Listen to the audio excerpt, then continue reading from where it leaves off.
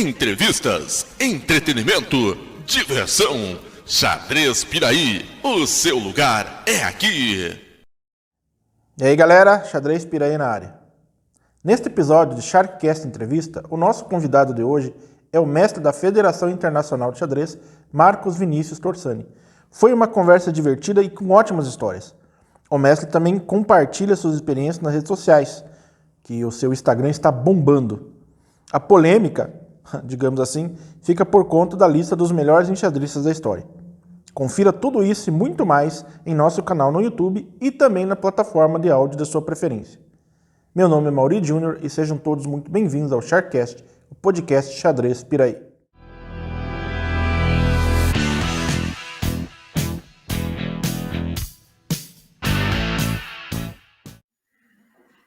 Mestre FIDE, Marcos Vinícius Torsani, muito obrigado pela presença, seja bem-vindo ao nosso podcast. Muito obrigado por ter aceitado o convite de participar dessa conversa. Fala, Mauridiz. Eu que agradeço.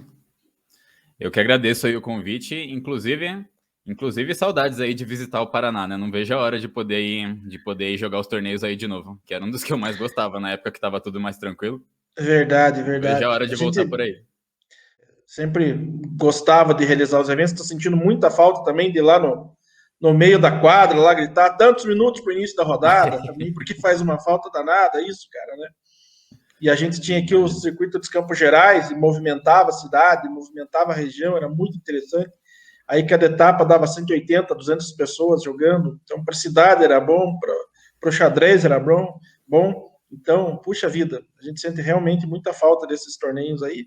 Eu tive conversando com uma galera, até que o Paulinho Virgílio, né, que é o atual presidente da federação, e ele falou que talvez em São José dos Pinhais, aí por setembro, outubro, talvez eles consigam realizar algum evento não grande, né, um evento pequeno, e acho que é mais ou menos por aí também que talvez a gente consiga fazer alguma coisa aqui em Piraí do Sul. Vamos esperar, né, as escolinhas ainda estão paradas, mas a vacinação está indo muito bem aqui, acredito que finalzinho de setembro, outubro, a gente consiga fazer alguma coisa presencial também, porque faz falta, né? Sim, um passinho de cada vez, né? Vamos respeitar tudo que precisa ser respeitado agora.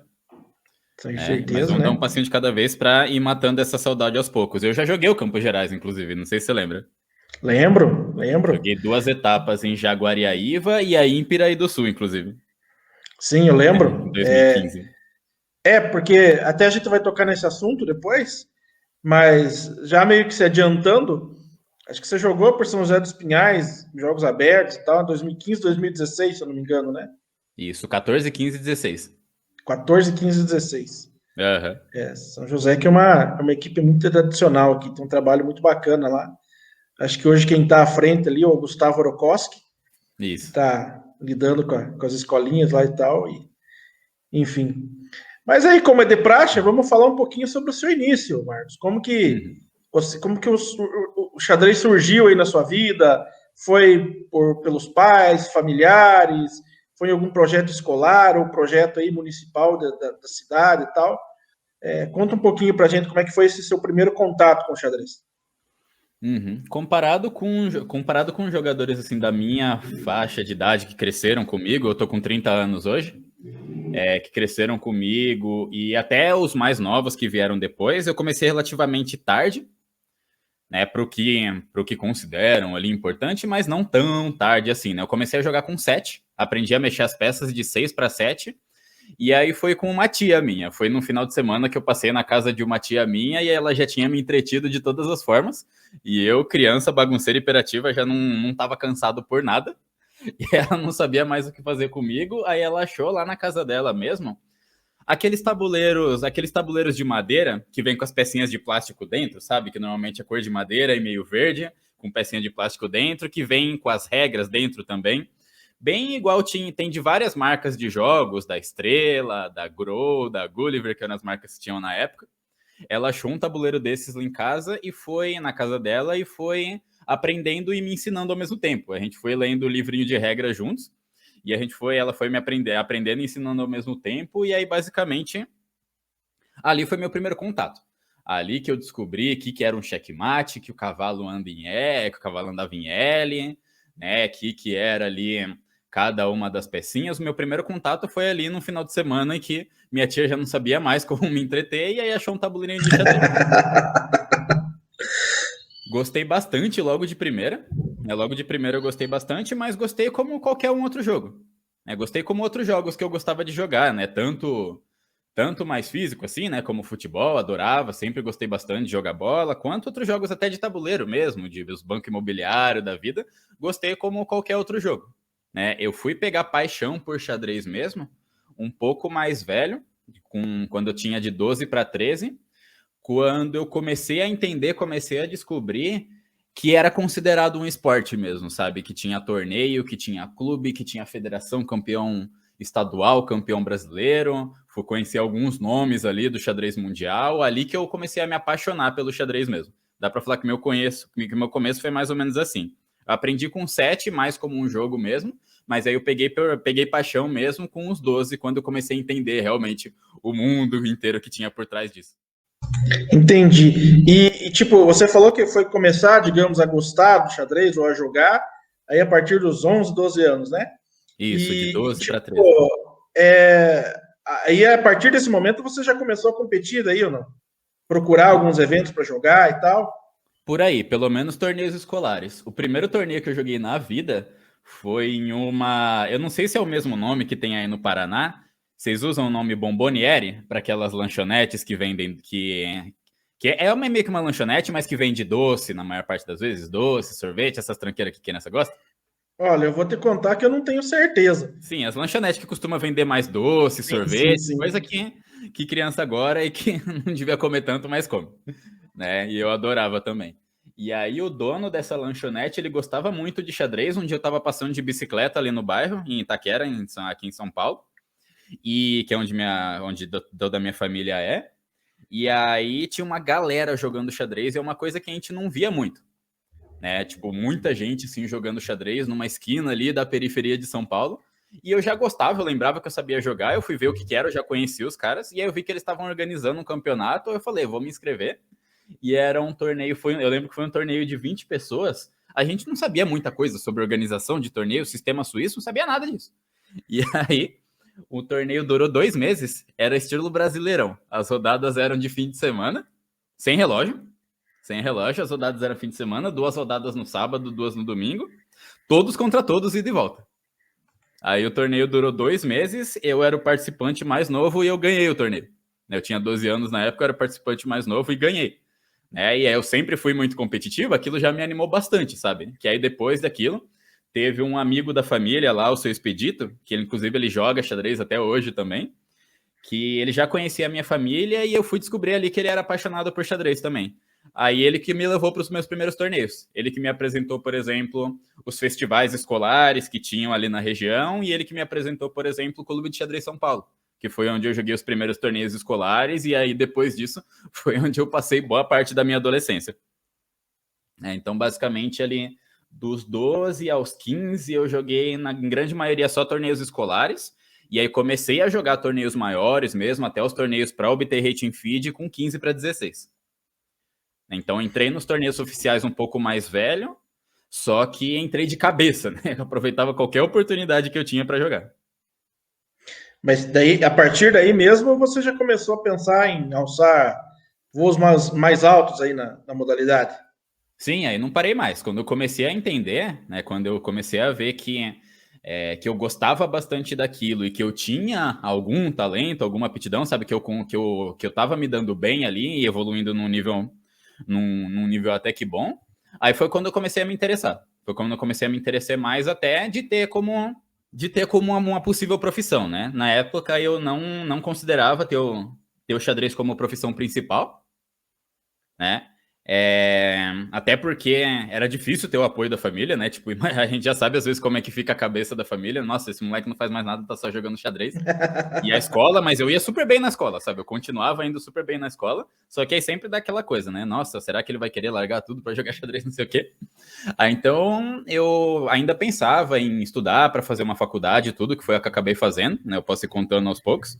Mas desde então eu já falava, não, enquanto eu conseguir ir conciliando com com o resto da vida, né? Enquanto eu conseguir ir conciliando com a escola e depois com uma faculdade, eu vou levando e vamos ver o que dá. Né? Se eu conseguir chegar pelo menos, era o que eu pensava na época, né? Se eu conseguisse chegar pelo menos ali a um rating feed de 2.100 e depois virar no máximo ali um mestre feed, eu já vou estar bem feliz. Mas você ainda tem uma ambição, ou você deseja chegar aí a um MI ainda ou não? Sim. Sim. Ainda mais agora que eu cheguei até a me formar e trabalhar alguns anos na área, mas agora eu estou focado 100% no xadrez, e aí, por mais que tenha outras atividades ali, como as aulas particulares, a criação de conteúdo, pro meu xadrez mesmo, eu tenho esse sonho ainda, de tanto virar MI quanto até GM, se for possível. A gente sabe o quão difícil que é, mas a primeira pessoa que tem que acreditar sou eu, né? Então eu tô correndo atrás, tô fazendo meus estudos também, e vamos ver o que acontece. A gente tinha comentado no início, né, da entrevista, que você tinha jogado 2015, 2016, e aí você falou também 2014, né, por São José dos Pinhais, e aí você participou dos Jogos Abertos do Paraná aqui, que são os dois jogos que a gente mais gosta aqui, são os Jogos da Juventude e os Jogos Abertos, né, que são, digamos, as cerejas do bolo, quando a gente... Isso em, digamos assim, em anos normais, né, porque agora os jogos estão muito diferentes. Para você ter uma ideia, tanto os Jojubes quanto os Jogos Abertos vão ser realizados esse ano em um dia.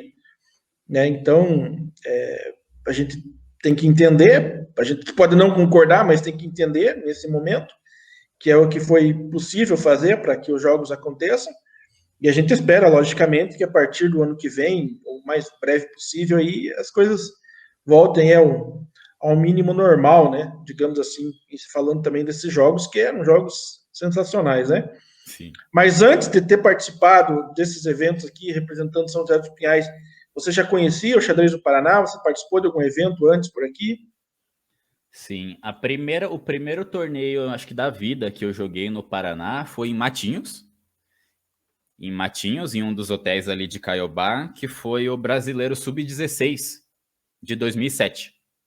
Né? Em 2007, o Brasileiro Sub-16 foi o Sub-16 e 18 foi em Matinhos, foi o meu primeiro campeonato brasileiro, né? O meu primeiro FENAG. E eu nunca tinha jogado FENAC e tudo, né? Como eu comecei mais tarde, mas aí acho que, se não me falha a memória, o primeiro contato com o xadrez paranaense foi lá. Eu não tenho certeza, agora tá me escapando da memória, porque a gente teve 2 anos muito, muito incríveis aqui no xadrez, nessa época, que foi 2007 e 2009. Eu não lembro, mas se eu não me engano, foi 2007 também, que foi o primeiro brasileiro que a gente participou. De repente, a gente até se viu por lá e a gente, né, nem imaginar que hoje ia estar conversando, mas acho que foi nessa época, assim. Sim, e eu lembro que foi um torneio puxadíssimo, assim, foi decidido na última rodada mesmo, com o Leandro Juquemura tirando o título de um dos jogadores de São Paulo, Felipe Massarioli, e aí no lugar dele quem foi campeão foi o Evandro, que tá aí até hoje. Eu acho que foi até o primeiro título brasileiro do Evandro naquele ano. Eu fiquei em 6º ou 7º, se não me engano, mas foi meu primeiro contato com o xadrez paranaense. E aí dali foi bem nessa época. Sim, e aí dali para frente acabei tendo vários outros contatos, né? Principalmente ali com a galera a galera que mais estava presente, que eu encontrava nos torneios escolares, nos torneios de categoria daquela época, era a galera de Ponta Grossa e a galera de São José dos Pinhais mesmo. O William Cruz mesmo, eu já conheço ele faz um bom tempo, a gente já jogou torneios de categoria juntos e tudo mais, mas foi ali que começou meu contato. Ah, entendi. Ponta Grossa também, até hoje, tem equipes competitivas e tal, né? Mas, sim, pelo momento, todas as equipes não estão participando de nada, a não ser online. E conta pra gente como é que foi essas passagens tuas aí por São José dos Pinhais nos Jogos Abertos. Que lembranças que você tem desses 3 anos representando o Clube de Xadrez São José dos Pinhais? Foi sensacional. Saudade demais. Saudade demais. Até então só tinha jogado... Eu nunca joguei os jogos de Santa Catarina, por exemplo. E então só tinha jogado os jogos de São Paulo. Era a minha referência, né? E aí, comparando, por exemplo, com os jogos daqui de São Paulo com os jogos do Paraná, foi uma novidade para mim já o formato do torneio, né? Que eram 3 modalidades. Aqui a gente costuma só jogar o clássico mesmo. E aí então já foi uma novidade para mim, ter o Blitz e ter o rápido e tudo mais. E aí foi um contato bem legal, assim, desde o começo, porque é uma turma bem divertida, né? É um ambiente, eu pelo menos considerei um ambiente muito acolhedor, né? A jogadores, principalmente a jogadores de fora, né? Porque eu percebi que cada cidade tem muito da sua identidade, né? Que gosta, às vezes traz alguns jogadores de fora, mas gosta muito de valorizar a casa também, né? Valorizar os atletas da base que nasceram lá, mas mesmo assim era um ambiente muito acolhedor para a galera que veio de fora, sabe? E aí, até inclusive em 2014 aconteceu uma coisa engraçada, que a equipe era basicamente o Cruz, eu, o Bernardo Stockband, que é um outro MF daqui de São Paulo, né? O Carlos Ferreiro e o Jefferson Barbosa, que se não me engano é de Campo Largo. E aí a gente tava com uma equipe super forte, super competitiva para jogar, estaria se o Bernardo não tivesse esquecido o RG dele, que é uma história que a gente enche o saco dele até hoje. Eu lembro disso. A gente enche o saco dele até hoje. Qualquer oportunidade que a gente tinha para fazer piadinha, até com ele no alojamento, a gente ficava... Porque, tipo, acabou que, pensando na competição como um todo, meio que estragou o torneio, porque ele não pôde jogar o Blitz, não pôde jogar o rápido, e o RG dele só chegou, se não me engano, na terceira rodada do convencional. E aí, então, enquanto isso, a gente... Porque, pô, tava todo mundo chateado, mas não tinha como deixar a gente para baixo, né? E aí, qualquer oportunidade que a gente tinha, a gente ficava tirando uma com a cara dele, né? Nos blitz, no alojamento, ou quando a gente ia sair para comer, que ele pedia alguma coisa, a gente perguntava se que só podia fazer sem quem tivesse RG só. Quando a gente ia sair de noite e tudo mais. Mas aí, assim, foi uma experiência bem legal, porque é sempre legal jogar em outro lugar, porque você tem contato com pessoas diferentes, né? Sim. Muita gente do xadrez paranaense super tradicional, assim, inclusive até os próprios os próprios jogadores de 2.200 e os MFs do Paraná, muitos deles eu ainda não tinha tido contato nenhum. Eu conhecia eles lá, jogadores ali como o Jomar, como o Carlos Martins e tudo mais. Eu só fui conhecer nessa competição mesmo. Sabe, de conversar um pouquinho mais e tal. Né? E aí, eu lembro que até o primeiro choque no Blitz eu já fui castigado. Né? Eu não sei se bateu o nervosismo, sei lá, mas aí eu lembro, não fui castigado tanto assim, né? Eu fiz 4 pontos em 6, mas essas duas que eu perco, uma eu perco pro Glaucio sela por lance impossível. No isso é uma coisa que a gente não esquece, né? Lance impossível, eu perdi por lance impossível. Aí na rodada seguinte eu vou jogar com o Arthur Monteiro, né? De Campo Mourão. De Campo Mourão. Figuraça. Sim, figuraça. E assim, tem ali a força dele, dá para estimar ali entre uns 2.000 e 2.100 ali num convencional, mas é ratinho de blitz, né? Gosta de jogar e tava em casa ali jogando. Me passou o carro. Me passou o carro já na rodada seguinte. E aí já foi um cartãozinho de visita, pronto. Ainda mais porque tinha um monte de amigo meu aí do Paraná que adorava falar que o rating aqui, que naquela época o rating de São Paulo era inflacionado. Aí eu tive que ficar aguentando a zoeira também. Pronto, falei, vou perder para todo mundo aqui. E aí a galera vai ficar me zoando para sempre. Mas aí depois não, depois deu para ajeitar devagarzinho, mas a parte mais legal foi de conhecer bastante gente nova, que eu converso até hoje, assim. E principalmente até de poder participar da formação de vários jogadores, né? Que aí nessa época que eu joguei por São José dos Pinhais, eu até atuei como treinador de vários deles, né? Como o próprio Gustavo Orokoski, o Vitor Loza, a Thaís, que depois, se não me engano, foi jogar um pouco por Piraí também, né? Foi. Né? Thaís, e atualmente a Thaís está residindo no Rio de Janeiro, né? Uhum. E a gente perdeu uma grande atleta, né? Porque ela ainda tinha idade para jogar nos Jogos da Juventude. Mas a Thaís é sensacional. Pessoa muito aplicada e, tipo, muito forte, né? Uma das meninas mais fortes que eu conheci no xadrez, assim, é a Thaís, né? Ela é sensacional, sensacional. Uhum. Então foi muito disso, sabe?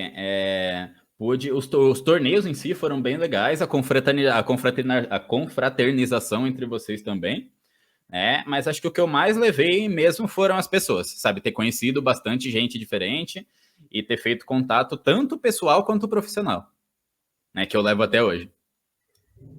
E aí depois fui jogar outras vezes também. Joguei já os abertos do Brasil um aberto do Brasil de Maringá, já joguei também no Clube de Curitiba, né? Já tive umas passagens bem legais aí pelo Paraná. E nossa, o aberto de Caiobá era sensacional, a gente gostava muito de participar. Acho que a gente foi em todas as edições, a gente levou uma delegação bem grande, né, em todas as edições, e infelizmente também parou. Vamos torcer para que ano que vem volte, a gente volte a participar também, que era um evento que a gente gostava muito de participar. Mas me conta uma coisa, Marcos, teve um amigo nosso em comum, talvez você imagine quem foi, ele pediu assim, pergunta para ele como é que é a história de ficar preso num carro, frente ao Clube Pinheiro. Como é que é essa história aí? É uma das histórias que eu deixei pronta aqui. Né, eu vi que era sempre comum, eu vi que era sempre comum nas entrevistas de contar histórias legais aí que a gente já vivenciou, engraçadas, divertidas, tal. Eu busquei trazer algumas aqui de coisas que eu tive de contato com a galera do Paraná mesmo. Né, igual eu falei, nessa época que eu jogava por São José dos Pinhais, eu treinava boa parte da galera daí, entre eles o Otávio Barros e o Gustavo Orokoski. Né? Com certeza foi um dos dois que pediu para contar isso. E aí, será? Eu imagino, né? Talvez alguém ficou sabendo, mas eu imagino que tenha sido um dos dois. Eu treinava os dois na época, e aí teve o Brasileiro Amador aqui em São Paulo. Que quase sempre, já faz um tempinho, é aqui em São Paulo, né? Organizado ali pelo Xadrez Total, pelo Mauro Amaral. E aí eu perguntei se eles queriam jogar aquele ano, né? Eles ficavam lá em casa, né? Então já cobria ali a parte já cobria ali os gastos de hospedagem e tudo mais, eles ficavam lá em casa, e aí eu acompanhava eles durante o torneio. Né? Essa experiência já foi uma bem legal, porque na época eu morava muito longe do outro lado da cidade, de onde era o torneio era no Clube Pinheiros, que é ali meio centro, meio zona sul, meio oeste ali da cidade, mais oeste na real, e eu morava no extremo leste de Itaquera, no extremo leste de São Paulo, então só para chegar no clube era entre 1h30 e 2 horas. Então, todos os dias de rodada já era um desafio para eles ali de atravessar a cidade para jogar o torneio num tempo que, sei lá, eles conseguiriam ir jogar torneio em outras cidades no interior do Paraná. E aí a gente levava esse tempo só para chegar lá. Aí, se não me engano, foi no último dia do torneio, né, quando já tinha acabado, na real, eles iam voltar para a rodoviária, né, e a gente tinha muito tempo ainda de sobra. Dava para ter ido tranquilo, do mesmo jeito que a gente veio, dava para ter voltado tranquilo ali, pegar um ônibus, depois um metrô e ir para a rodoviária para levar eles. Só que aí uns amigos nossos, que estavam inclusive na organização do torneio também, eles ofereceram carona. A gente aceitou, beleza, melhor ainda, né? Aí a gente foi pro carro e aí eu não lembro o que aconteceu, se eles esqueceram alguma coisa de volta no clube, alguma coisa que tinha que guardar, que eles precisaram voltar. E aí eles falaram, vocês esperam ali no carro? Beleza, a gente espera ali no carro. Aí a gente ficou esperando no carro 1 hora inteira. E eu não lembro se eu não tava hora? com 1 hora inteira, por aí. Eu não lembro se a gente não tava com... Eu acho que por algum motivo eu não tinha o contato deles salvo no celular. Eu não lembro que BO que deu, que a gente acabou meio que esquecendo. Falar, beleza, estamos esperando eles, vamos ficar trocando ideia. E aí a gente empolgou na conversa e demorou para perceber que a gente já estava preso há muito tempo dentro do carro. Acho que a gente só percebeu quando começou a esquentar, sabe? Porque estava tudo fechado. A gente só foi perceber quando começou a esquentar. Falou, caramba, eles não vão voltar, não? Aí eu não lembro qual dos três que teve a ideia de falar, não, beleza, agora tá demorando bastante, né? Vamos lá voltar para ver o que aconteceu, para chamar eles e tal. E aí, na hora que, se não me engano, foi o Gustavo que tenta abrir a porta, toca o alarme do carro. Aí a gente entrou no desespero e falou, puta, e agora? Não vai parar de tocar esse alarme? A gente entrou dentro do carro, fechou, e aí um tempinho depois tocou o alarme, o alarme parou e a gente falou, puta, não vamos sair daqui. Já tava escurecendo, e se a gente abre essa porta, toca o alarme. E aí a gente não sabia o que fazer. Obviamente tinha várias soluções, né? Eu mandar mensagem para algum outro amigo para ver se tinha o contato deles. Mas não, acho que acabou que a gente estava se divertindo tanto com aquela situação que a gente foi deixando. E aí ficamos lá. Não foi mais que isso também, mas foi perto desse tempo aí que a gente ficou dentro do carro até eles voltarem. A gente teve que esperar mesmo até eles voltarem para... E aí acho que um dos dois ali, do casal que tava com a gente, tinha esquecido alguma coisa, e aí não tava achando pra buscar. Não lembro que BO que deu, mas a gente ficou lá esperando sem saber o que ia acontecer. Sim, que sorte que acabou que não ficamos muito mais tempo, né? Mas aí acabou que a gente engatou na conversa e foi esquecendo que já tava um tempão ali dentro do carro e que se demorasse mais, corria o risco deles perderem o ônibus, né? Acabou que não perderam, né? Foi tranquilo deles voltarem para casa, mas aí fica essa história, né? Que eu prendi meus alunos dentro do carro. Que eu convido os alunos para vir jogar aqui em São Paulo e aí eu prendo eles dentro do carro. Baita experiência que eu dou pros moleques. Dizem, hein, esse mesmo amigo nosso aí também, que falou que tem uma história famosa que aconteceu aí no Floripa Open, que você foi pedir informação, até chegar num posto de gasolina, mais ou menos. Isso aí. Saí para comer. Primeiro Floripa Open. A gente foi sair para comer. Eu sabia que tinha a chance de rolar umas bolas na fogueira assim. Aí já vim pronto já para contar a minha versão das histórias já. A gente ia sair para comer, não conhecia a cidade, ninguém conhecia, com exceção de um dos abençoados que queria pagar que conhecia. Não, vou levar vocês em tal lugar, não sei o quê. Tal lugar estava fechado, alguma coisa do tipo. Qual que é o melhor jeito de pedir informação ali em Floripa à noite, no escuro, num lugar que a gente não conhece e que não era o Robson, por acaso? Hã? Não era o Robson, por acaso? Quem que ia pagar de conheço aqui a cidade inteira, e então vou pegar agora para resolver a situação. Na hora o moço vai para o primeiro cara que estava lá na rua e pediu informação, né? Pediu informação onde que estava aberto ali para a gente comer alguma coisa. O cara começou falando, não, vou levar vocês aqui. Vou levar vocês, e aí eu já comecei a olhar com cara de que podia dar errado aquilo ali, né? Porque os dois começaram a trocar ideia, e o cara tava com umas ideias meio erradas, e o Robson conversando, trocando ideia com ele ali. Demos rolê, não foi, acredito que esse não foi uma hora, mas andamos bastante ali até a gente pensando, pô, pra onde que o cara tá levando a gente, né? Porque era ali um ou outro marmanjinho e um bando de pirralho, né? Que era a época que, tipo, sei lá, o Gustavo, o Robson, eles tinham tudo de 17 para 18. E aí a gente chega no posto de gasolina, né? Então o super rolê do cara era para levar a gente para um posto de gasolina para encontrar o que comer na loja de conveniência. E aí, obviamente, depois o cara pediu um dinheiro pra gente. Pediu uma grana ali pra gente, né? Não foi oficialmente um assalto, mas a gente achou melhor ali contribuir com o trabalho de guia turístico ali que o cara fez para não dar nenhum problema pra gente ali à noite numa cidade que a gente não conhece direito. Esse é o resumo da história, né? Mas depois ali, alguns de nós ali, eu incluso, a gente não conseguiu não ficar puto com ele depois. Nossa, como que você vai confiar numa pessoa aleatória ali que tá trocando umas ideias erradas aí com você? Mas ele, não, tá tudo certo aqui, vamos. O cara tá pedindo dinheiro aqui agora, velho. E agora, o que a gente faz agora? Bom, entre essas e outras, né? Essas são... E é engraçado até que esses foram alguns dos meus primeiros contatos com essa galera daí, né?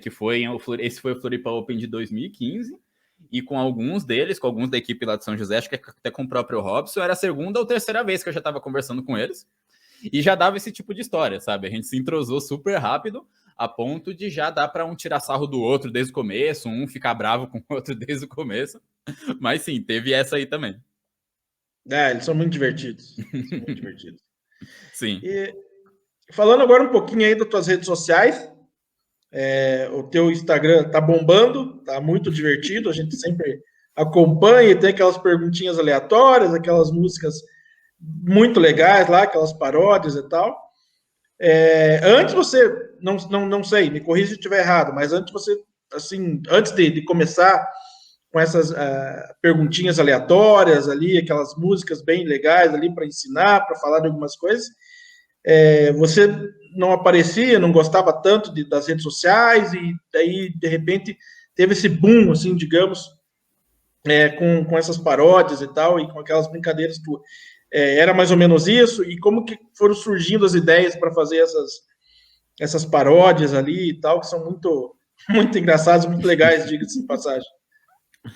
O pior, Maurício, é que são coisas que eu sempre quis fazer, sabe? Coisas que eu sempre gostei. Eu sempre gostei de dar aula, do que fosse, né? Até na escola, assim, ensino fundamental mesmo, que eu conseguia levar a escola com alguma facilidade. E às vezes quando eu terminava a lição antes, eu gostava de ficar ensinando meus amigos que estavam com dificuldade. E às vezes eram amigos que, tipo, não estavam ligando muito para a escola, sabe? Só precisava acertar o exercício ali para passar de ano, né? Ou então para passar, para terminar aquele trabalho. E eu ficava pensando, putz, já que eu vou ter que ensinar e ela não tá tão interessada assim, mas precisa saber, qual que será que é o jeito mais legal que eu consigo passar esse conteúdo para ele? Né? E então coisas assim, de passar conteúdo de um jeito leve, foi uma coisa que eu sempre gostei, sabe? Em apresentações da escola, para apresentar trabalho e tudo mais. Era até uma coisa que acontecia bastante no ensino médio, que às vezes tinha algum trabalho de alguma matéria, às vezes até de laboratório, de umas matérias mais de exatas assim, só que aí eu não conseguia me reunir com meus amigos para fazer o trabalho porque eu estava jogando torneio. Que às vezes era de fim de semana, aí eu estava jogando torneio. E aí era um grupo de amigos que não gostava muito de apresentar, e aí ficava tudo certinho. Não, beleza, vocês fazem, me passam, e aí eu apresento.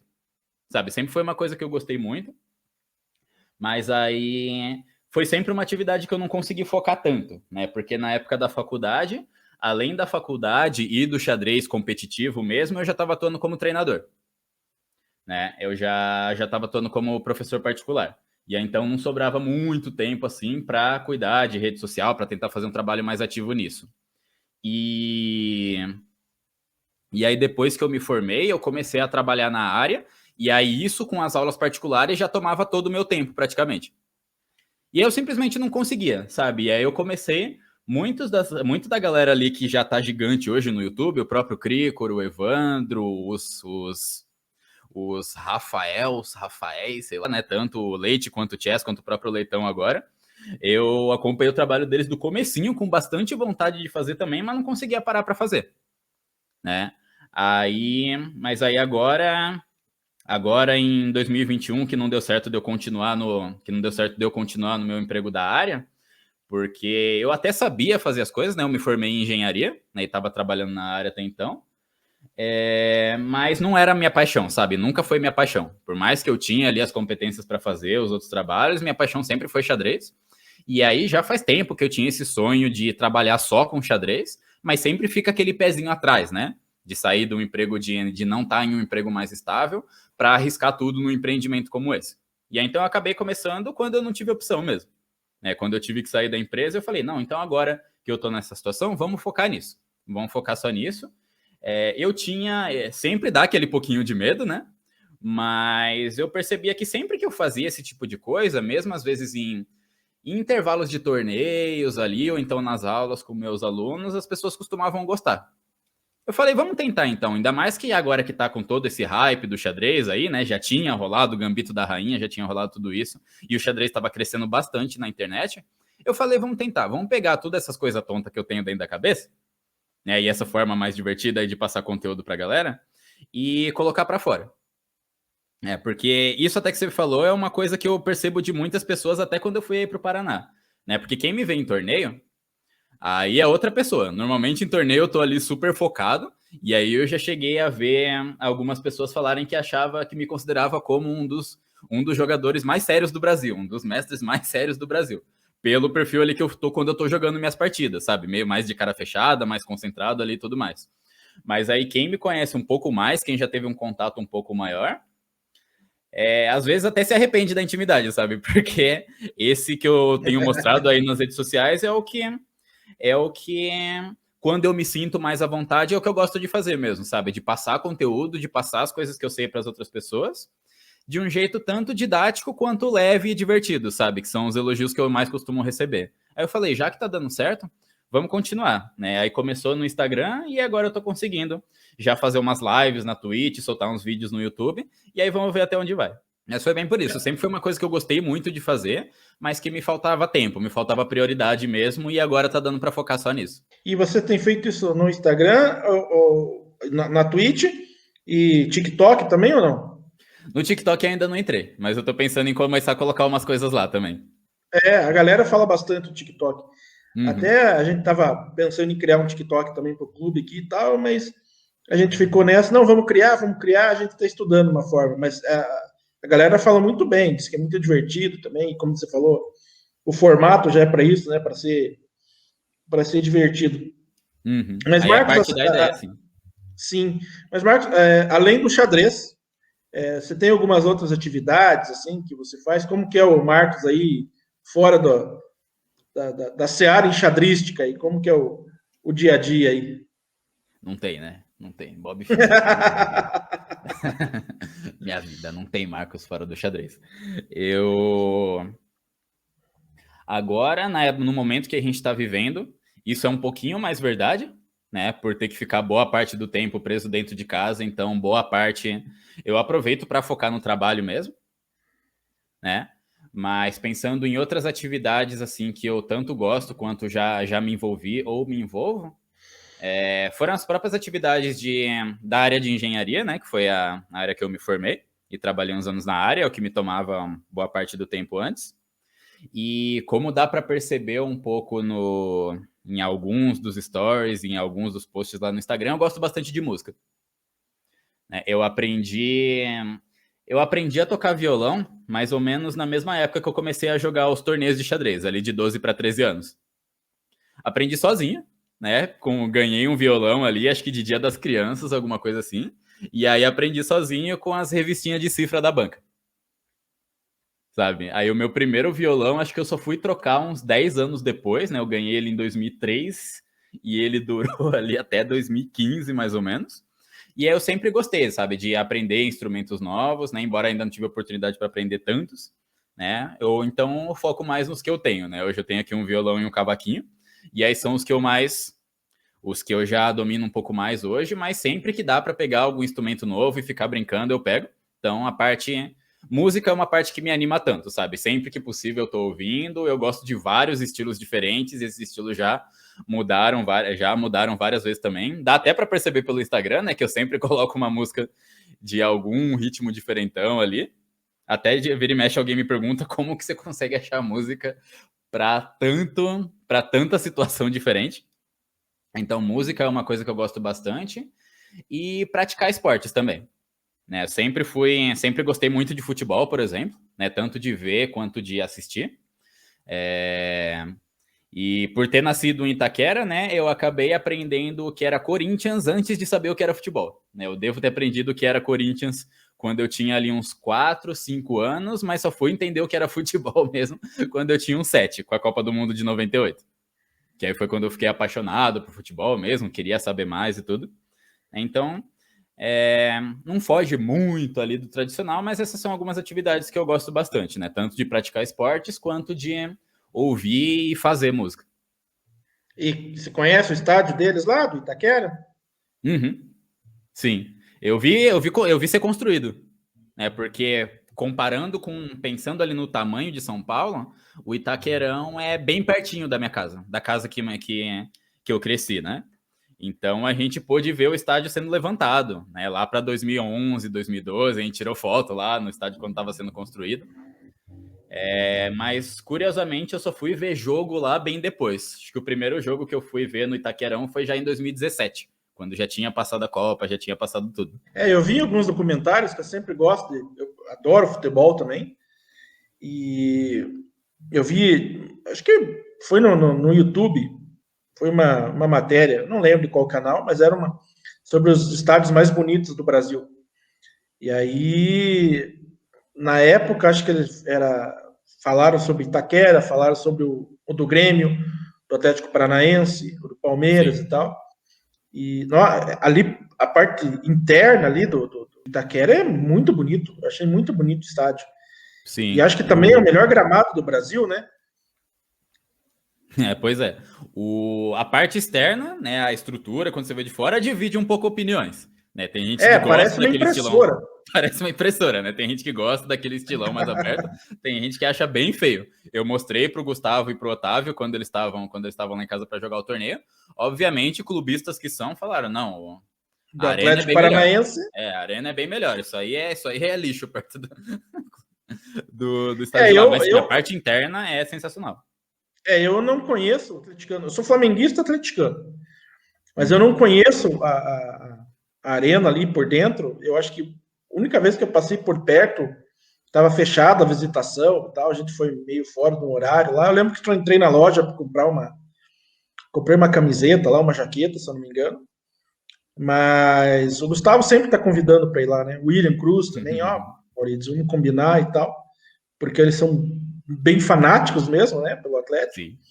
Enfim, mas acho que ainda não vai faltar oportunidade para entrar lá, porque dizem que é lindo demais também o estado do Atlético, e acredito que seja mesmo também. Tem um gramado sintético, acho que é o único estádio do Brasil com cobertura também, então acho que vai valer muito a pena participar na torcida lá, alguma coisa. Na verdade, sim, eu tenho meio receio daí, porque como eu nunca fui num estádio grande, assim, e tal, aquela torcida inteira ali e tal, eu não sei nem como me portar, sabe? Eu fico meio abobado ali e tal, né? Mas tenho vontade de conhecer e tal. E a gente ouve muitas histórias, assim, se aparecer ali em tal lado da cidade com a camisa do Atlético, vai ficar ruim para você e não sei o que e tal. A gente sempre eu fico meio assim com isso, mas quando for para visitar o estádio, assistir alguns jogos, logicamente eu vou com os amigos, né? Vou combinar com eles lá para não passar tanto apuro, né? Uhum. Sim. Já que não tá tão acostumado, é legal ir com a galera que já sabe onde pisar, né? Sim, sim, com certeza. Marcos, como é de praxe, a gente tem alguns quadros aqui e tal, que também é uma oportunidade de a gente conhecer também mais o convidado e dar risada, se divertir. E o primeiro quadro que a gente tem hoje aí é o Momento Kasparov. Momento Kasparov. Nesse momento, claro, eu não sei se você acha o Kasparov o maior da história, podia ser o momento Fischer, momento Carlsen, momento tal, mas eu puxei um pouquinho para o meu lado, assim, porque eu ainda acho que o Kasparov é o maior da história, então eu coloco lá o momento Kasparov. Uhum. Mas assim, qual que foi o seu momento Kasparov até então? Assim, sei lá, uma partida que você considere a imortal até agora, ou você acha que a imortal ainda está por vir, ou o seu melhor torneio, uma performance inesquecível sua, e compartilha com a gente. Essa sem dúvida a minha escolha é muito mais. Foi uma ótima partida, né? Com certeza foi uma das minhas melhores, não é uma que eu encaixei uma das melhores preparações aqui assim, da minha vida e soube conduzir depois. Mas a escolha dela é muito mais pelo lado emocional, que foi a partida que me deu o título de campeão brasileiro sub-18.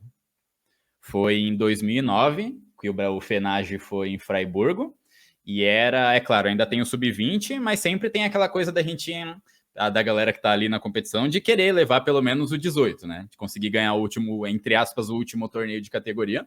Porque às vezes a gente sabe que depois do 18, às vezes rola faculdade e tudo mais, e não é sempre que dá para participar de tudo.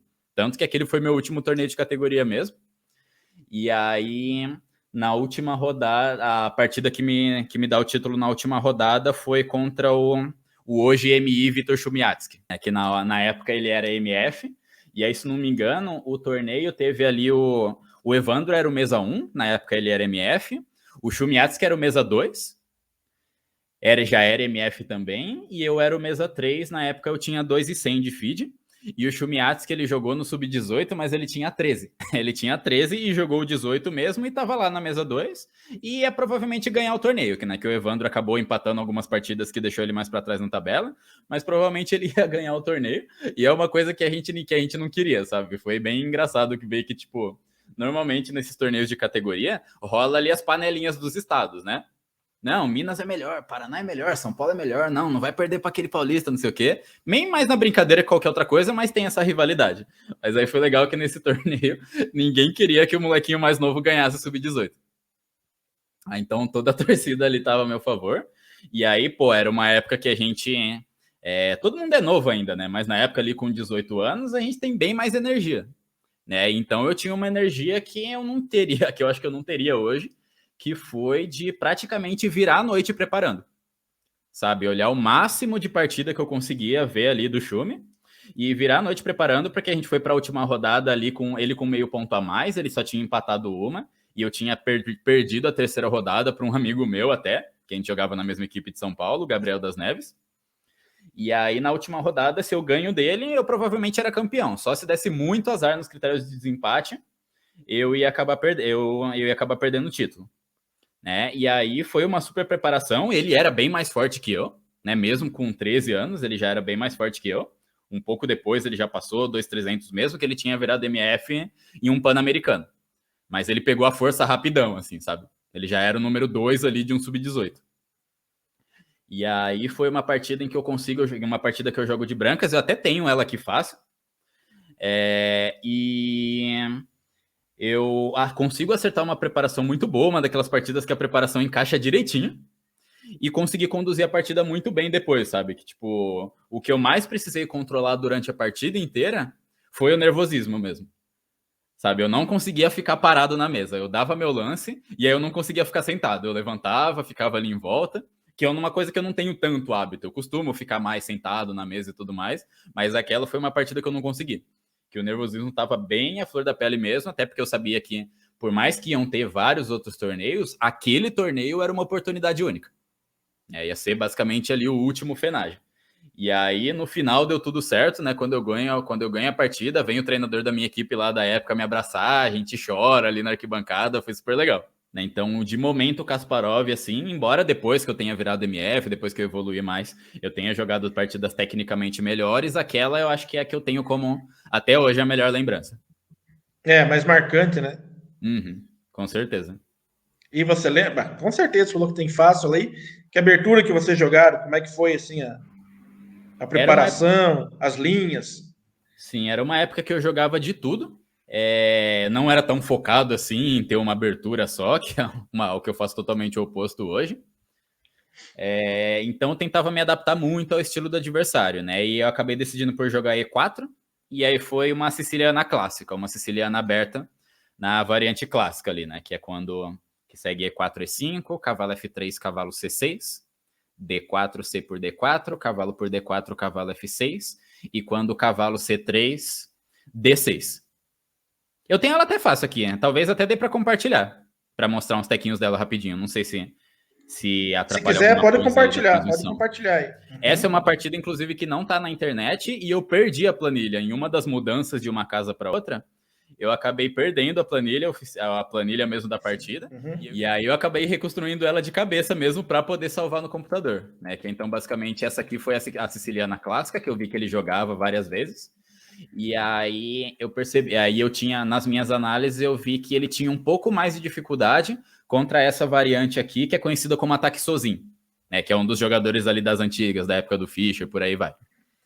Né? E aí eu lembro que, além da sequência que ele jogou, que foi com esse dama B6, que eu tinha preparado essa resposta aqui de cavalo por C6 mesmo, que com a teoria moderna nem é a melhor, assim, mas eu vi que é uma que poderia dar um pouquinho mais de problema para ele, eu falei, eu vou entrar nessa mesmo, e aí basicamente tinha outras formas aqui que ele poderia ter jogado,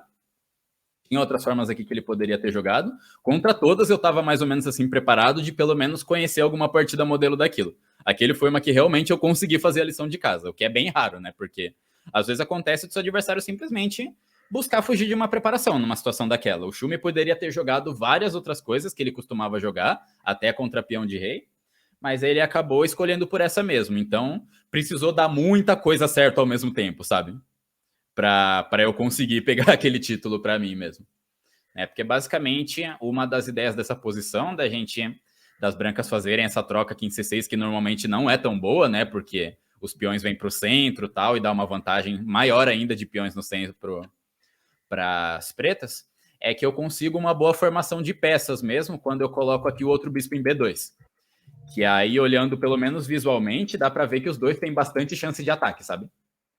Os dois têm ali bastante chance de ataque, e era mais ou menos no que eu estava apostando, né? Em que a posição dele poderia ficar um pouco mais restringida, e se eu conseguisse conduzir bem esse ataque, podia dar uma posição interessante para mim. Daí continua, né? Eu tenho uma ideia legal aqui de já expulsar a dama ali da posição ativa para fazer o meu bispo brilhar mais. E aí, acho que o primeiro momento que ele acaba errando é depois daqui que ele joga D5 e eu volto o meu bispo para uma outra diagonal que ele tem bastante potencial aqui. Foi, se não me engano, essa troca aqui, que parece uma ideia boa ali, né, de trocar peças numa posição em que está com um pouquinho menos de espaço, só que, queira ou não, troca, e aí foi que acabou impactando um pouco mais, né, queira ou não, é uma situação em que ele troca uma peça minha, que não tem nenhuma chance de atacar o rei dele, é o meu cavalo que está ali na lateral esquerda, por um cavalo dele que tem boas chances de defender se precisar. Às vezes tem posições nessa estrutura que o cavalo se vira voltando para F6, às vezes se vira até voltando para F8, Mas aí quando ele faz essa troca, eu percebi, e eu lembro que eu tinha analisado algumas partidas com essa característica, aí eu falei, pô, agora eu sei que eu tenho umas boas chances, e eu sabia disso, que me deixava ainda mais nervoso. Eu sabia que eu tinha umas boas chances de ataque aqui, porque agora ia ser mais fácil de eu colocar peças no ataque do que ele colocar na defesa. Né? Ele até teve algumas oportunidades aqui em tentar fazer algumas trocas favoráveis para ele, né? Porque, por exemplo, se ele consegue achar uma hora boa de trocar o bispo dele de C8 pelo meu de D3, aí já é o contrário, né? Que ele já conseguiria trocar uma peça que não consegue ajudar ele na defesa por uma minha que consegue atacar. Mas aí mesmo com A5 foi difícil dele fazer essa manobra, e aí muitas vezes quando você sabe que uma posição tá melhor para você, já bate aquela ansiedade de querer ganhar rápido, sabe? Putz, eu sei que eu tô melhor, eu tenho que atacar, tenho que converter. Só que aí, incrivelmente, até para a idade que eu tinha na época, foi uma partida em que eu consegui manter bastante cabeça no lugar de fazer lances como esse aqui, sabe? De primeiro trazer todas as peças para o jogo, para depois, se a posição tiver melhor, começar a atacar de fato. Ah, então trouxe a última torre aqui para o jogo, né? Ele tentou ali um F6 para cortar um pouco da ação do meu bispo. Só que aí eu comecei a buscar tentar aplicar aquela ideia, né? De que eu tô melhor no desenvolvimento, então eu vou tentar abrir a posição. E acho que o que acaba dando real problema para a partida dele foi que aqui, quando talvez a melhor ideia para ele fosse só manter o peão aqui em D5 mesmo, que seria bem desconfortável, deixando um peão isolado ali que era fácil de bater, foi essa troca em C4. Porque agora fica de novo esteticamente bonito aqui, né? Os dois bispos apontando para o rei, alguma hora eu tenho que conseguir ter alguma coisa. Só que ainda sem assim, falar que você tem duas avenidas aí, né? Sim, com certeza. É uma posição em que, basicamente, eu olhava e eu nem acreditava direito que a preparação tinha dado tão certo assim, sabe? Que eu consegui explorar alguns pequenos erros para cair numa posição em que ia ser muito difícil dele achar os melhores lances para defender. E ao mesmo tempo, então, era uma posição que era bem fácil de eu jogar fora, sabe? Tanto que quando chega, se não me engano, nessa situação aqui, ele volta o bispo para D6 aqui, aí eu já jogo um bispo D3 ameaçando o mate. Se não me engano, quando eu fui analisar depois em casa, eu tinha uma sequência que já me dava uma vantagem quase que total decisiva, que era só pegar essa torre e passar para cá. Aplicar o teminha ali da torre pela terceira. Ah, sim. Só que na cabeça, enquanto você tá jogando ali, enquanto você tá nervoso, passa mil coisas, né? O que passava? Eu já querendo inventar, vou querer sacrificar as coisas aqui, e aí ele vai comer aqui meu peãozinho, vai defender o mate, vou ficar com um peão a menos e vou perder. Né? Passava todo esse tipo de coisa na cabeça, então acabei não passando a torre, voltei o bispo ali para C4 para começar a ameaçar umas coisas aqui, tanto em deixar o rei ali afogado, quanto na casa G7 mesmo. Né? E também tem uns temas aqui no bispo de D6, né? Porque até ele, é claro, ele pode continuar comendo esse peão aqui, mas eu lembro que aí já não era uma situação que me incomodava tanto, porque pelo menos as torres iam estar um pouco mais coordenadas, enfim. Eram umas viagens que passava pela cabeça, que passava longe ali da objetividade da posição, sabe? Então, cada lance bom que eu consegui jogar nessa partida, eu acabei ficando bem feliz comigo mesmo, só muito mais por não perder a cabeça enquanto tá jogando, sabe? Por, tipo, não jogar uma posição boa fora, do que pela parte técnica mesmo, sabe? Paciência é uma virtude nessas horas, né? Sim, com certeza. Nessa paciência foi uma virtude mesmo de perceber que a posição estava boa do jeito que ela tá. Então eu não precisava modificar muita coisa nela, eu só precisava tentar manter ela do jeito que ela tá mesmo. Porque era a posição dele que estava difícil de jogar, né? Ele propõe aqui a troca de damas, eu tiro. Né? Ele tenta ali um bispo para B4 para impedir um torre 1, que estava chatíssimo de levar, né? Se ele levasse. Porque basicamente eu ia conseguir colocar a última peça para o jogo. Mas aí eu acabo tendo essa manobra aqui também, né? Eu passo aqui a torre para F3. Quando ele joga a torre E8 para evitar o torre E3, eu consigo jogar o torre E3 do mesmo jeito.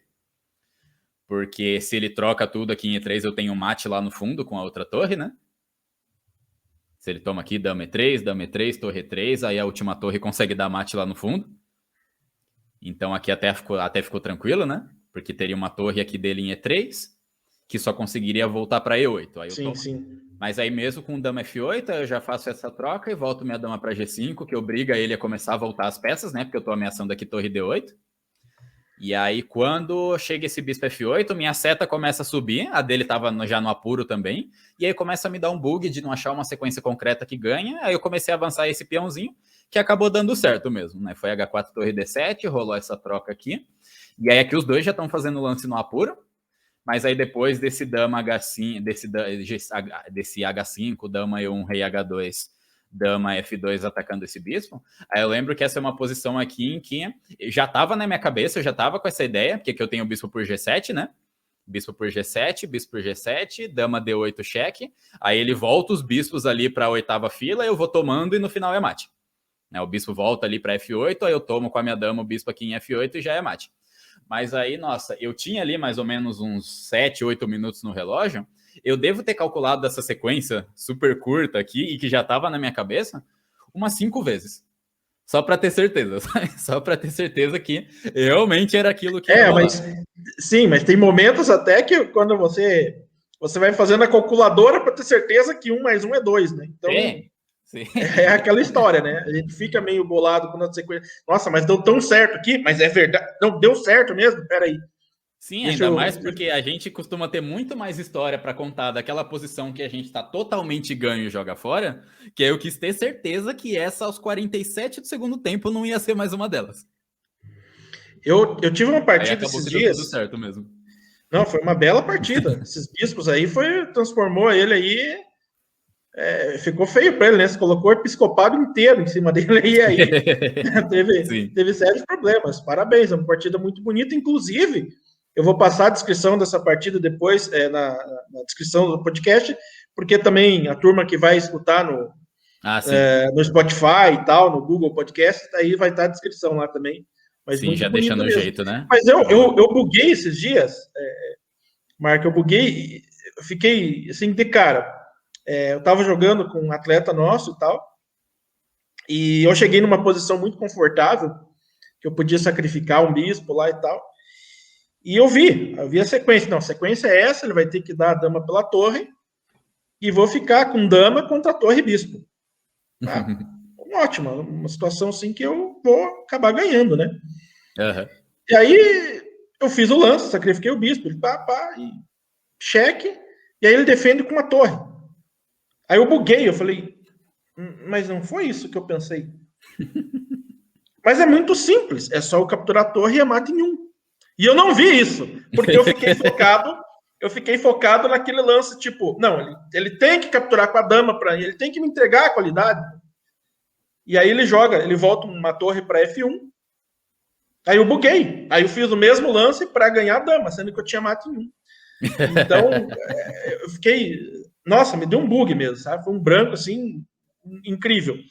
E aí eu realmente entendo você que tem que ter essa paciência para analisar e ver se realmente aquela conta vai fechar. Mas, assim, naquele momento, realmente eu fiquei de cara. Falei, depois eu fui... E não foi assim um lance que eu fiz e depois já me dei conta na hora. Nossa, mas aqui tinha mata em 1. Ô, Maurício, acorda aí, né? Não, eu fui ver depois... Quando eu fui salvar a partida, porque eu salvo todas as partidas que eu jogo, assim, pelo menos as mais interessantes, né?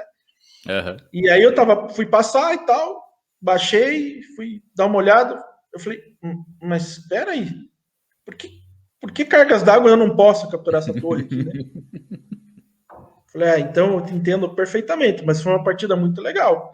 Descobriu que estava errado. E ainda vindo, como diz, acompanhada de um título brasileiro, né? Uhum. Igual eu falei, foi muito mais embora eu tenha jogado bem, foi muito mais o fator emocional ali, sabe? Que faz eu ter essa partida ali como, até hoje, a principal, pelo menos uma das principais para mim. Sem dúvida, sem dúvida. Vamos avançando, então. O próximo quadro agora é o Momento Pastorzinho. Momento Pastorzinho.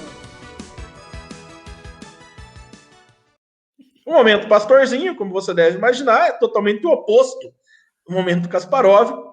E se você tiver alguma história aí de alguma capivarada morte que já aconteceu aí na sua vida, compartilha com a gente aí. Não, isso é bem legal. E essa, se quiser, pode colocar no link também. É legal ter as duas.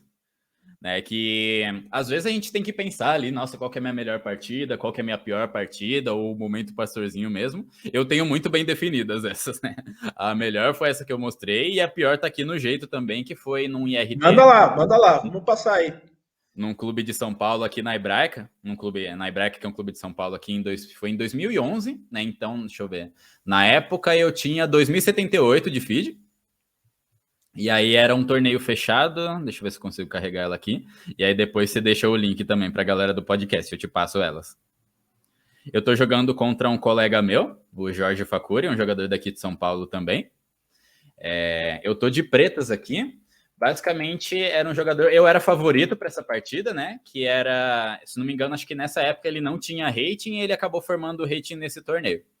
E aí eu tava de pretas e eu sempre tive um estilinho, depois que eu fui formando mais essa coisa de estilo de jogo, eu sempre tive um estilo mais posicional, mais tranquilão, mais técnico, que eu levo isso até hoje. Uma galera até gosta de me zoar, falando que meu xadrez dá sono, eu não tô nem aí. Mas eu sempre tive esse joguinho mais tranquilo, meu adversário ali jogou as lava-trocas, eu não tinha nenhum problema com isso, né? E aos poucos eu fui conseguindo pegar uma posição melhor, né? Fui conseguindo cortar o ataque dele aqui aos poucos e ia aproveitando ali para jogar contra o peão isolado, né? Tirei o cavalo de D6, fui levando para D5 devagarzinho e cortando o ataque dele. Foi na boa, tava dando tudo certo ali. E aí eu perco essa partida para me mostrar uma lição que eu já sabia, né? Que só acaba quando o juiz apita, né? Até o último momento da partida você tem que estar super concentrado. Conforme ele vai avançando ali os peões na frente do rei, isso vai gerando debilidade. Aí eu tomo 1, tomo 2, tomo 3, e aí nessa posição eu jogo o cavalo para E2, pendurando a dama em 1. É exatamente isso. Tá aqui o cavalo em F4. Eu tenho um monte de lance aqui que eu posso fazer. Eu tenho dama H4, eu tenho dama E2 cheque. Eu tenho dama E2 cheque trocando as damas. Eita. Eu acho que essa era a única forma de perder. Além de, claro, outras casas que entregam a dama, assim, eu acho que essa era a única forma de perder. Aí eu mando o cavalo para E2 e, nossa, o bug na cabeça na hora foi tão grande. Porque se parar para ver, cavalo E2 aqui, beleza, eu tô ameaçando ali, bispo F4, tá, e tudo mais, mas, tipo, não é que a dama dele tá do outro lado do tabuleiro.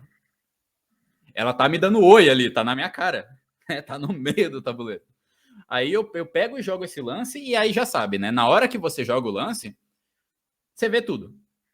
Fica muito mais fácil. Às vezes é na hora que você aciona o relógio, né? Mas muitas vezes na hora que você já joga o lance, você vê tudo. E me bateu um bug tão forte, mas tão forte na cabeça, que aí eu comecei a agir, tipo, fora de mim ali, sabe? Porque eu pego, jogo o cavalo para E2, na hora que eu vou acionar o relógio, que eu vejo a cagada que eu fiz, eu volto o cavalo para E2, eu já tinha soltado, já tava quase acionando o relógio.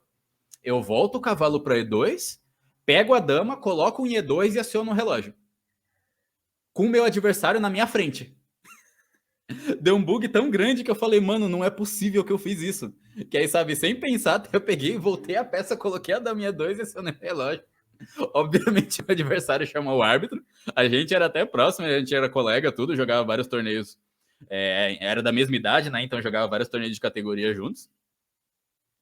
Aí ele pega e chama o árbitro, mas aí eu já abandono logo depois e até saio, assim, sabe? Mas na hora que você joga esse cavalo E2, tipo, ele olhou para você, tipo, hã? É sacrifício?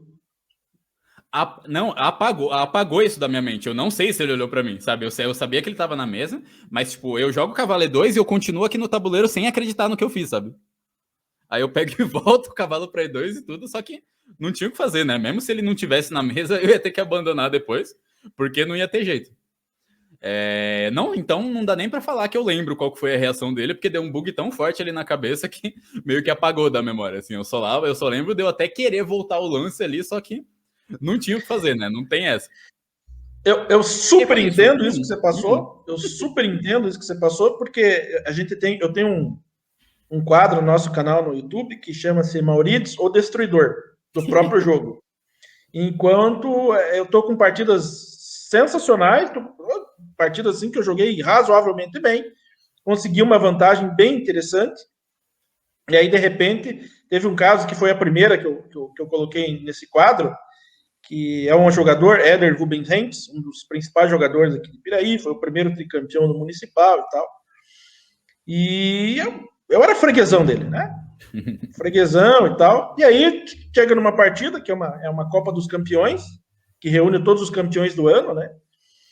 E tô lá jogando e tal, e finalmente eu vou ganhar dele, né? Finalmente eu vou ganhar dele e tal. Mas eu tenho um lance muito simples para fazer, né? Eu tenho um lance muito simples, que é dar uma dama cheque, ele move, eu vou lá, ganho um peão com o cavalo e tenho mate na sequência. É bem tranquilo. Mas não, eu pensei comigo, fui bem maldoso, né? E a maldade realmente não vale a pena, gente. Eu fui bem maldoso. Olha, ele vive me espancando, hoje eu vou fazer ele sofrer a conta-gotas. Aí eu vou capturar um peãozinho dele aqui, dando cheque, ele foge e eu vou dar mate no próximo. Só tinha um detalhe. Quando eu capturo esse peão dando cheque, ele captura esse peão de dama, me dando cheque e mate no lance seguinte. Trágico. Você sabe que a reação dele foi olhar para mim com um cara de dó. Tipo, cara. Não é possível. O que você fez, cara? Não vai rolar aqui de novo. Aí eu abandonei imediatamente, né? Cumprimentei, saí como um gentleman da mesa, né? A hora que eu entro na mesa, na sala de arbitragem, não tem ninguém. Eu dou um murro tão forte na parede, cara, que eu acho que todo mundo escutou lá fora. E meu punho aqui ficou roxo, né? Minha mão e meu punho ficaram roxo aqui uma semana. Quebrei esse troço, né? Por sorte não tinha quebrado, mas ficou roxo, assim. Eu fiquei com muita raiva, cara, sabe? Eu fiquei com muita raiva dessa situação. E a partir dali, cara, tenha calma. Porque não tem outro jeito. Mas esse talvez tenha sido o pior momento pastorzinho da minha vida, foi essa partida, assim, sabe? Porque era um rival... Nem chega a ser rival, porque ele só me ganhava, pô. Aí, quando eu tenho a chance de ganhar... enfim, foi brincadeira mesmo. Mas vamos lá. Quem viveu sabe, né? Com certeza. Vamos lá, seguindo aí. Próximo quadro nosso é o quadro Topzera. Topzera. Esse quadro hoje eu vou ser muito clichêzão com você. Gostaria que você, na sua visão, logicamente, e as listas não existe talvez uma lista unânime seja colocar a Judith Polgar sempre entre as melhores da história do xadrez feminino, né? Talvez seja a única unanimidade no xadrez, eu acho, né? Pelo menos até hoje ninguém me falou o contrário, que ela não é a melhor da história do xadrez feminino. Enfim, mas aí, na tua visão do jogo, técnica, tática, estratosférica, enfim, o que você imaginar no tabuleiro de xadrez, quem que foram os 5 melhores da história, na tua visão? É sempre tenso fazer essas listas, né? Porque, tipo, sempre vai ter alguma injustiça, né? Sempre vai ter alguma injustiça, igual quando tenta fazer no futebol, porque, pô, tá sempre comparando épocas diferentes, né? Para conseguir fazer listas de melhores da história, às vezes a gente tem que comparar épocas diferentes e é coisa que não dá para comparar. Só que a gente continua fazendo essas listas porque é super divertido. Porque a gente gosta. Sim, para ver a opinião da galera, para gerar uma discussão, é super legal. Talvez na minha lista eu seja um pouco clubista também, porque entram ali alguns dos meus favoritos. Então entra um pouco da minha opinião pessoal também. Mas eu tento definir alguns critérios para pelo menos dar para deixar a escolha um pouco mais entendível, sabe? Na lista de 5 melhores da história, por exemplo, eu acho que já tem que ter a Judith, sabe? Eu acho que já tem que ter a Judith pela representatividade dela, sabe? Por ter sido ali a melhor do mundo, tão na frente das outras, a ponto de... tão na frente das outras até e tão pronta ali para encarar o xadrez absoluto, o xadrez masculino, que sempre teve um apoio melhor, um espaço melhor. Então, acho que só pela representatividade dela, ela tem que estar ali, pelo menos como a 5ª colocada, sabe? Muito mais por ter alcançado coisas em tipos de situação, em tipos de cenários em que tornava muito mais difícil as conquistas dela. Né? Pô, talvez uma Judith hoje seria um pouquinho mais... Não é nem mais fácil, né? Nem isso dá para falar, né? Porque seria difícil igual. Mas, pô...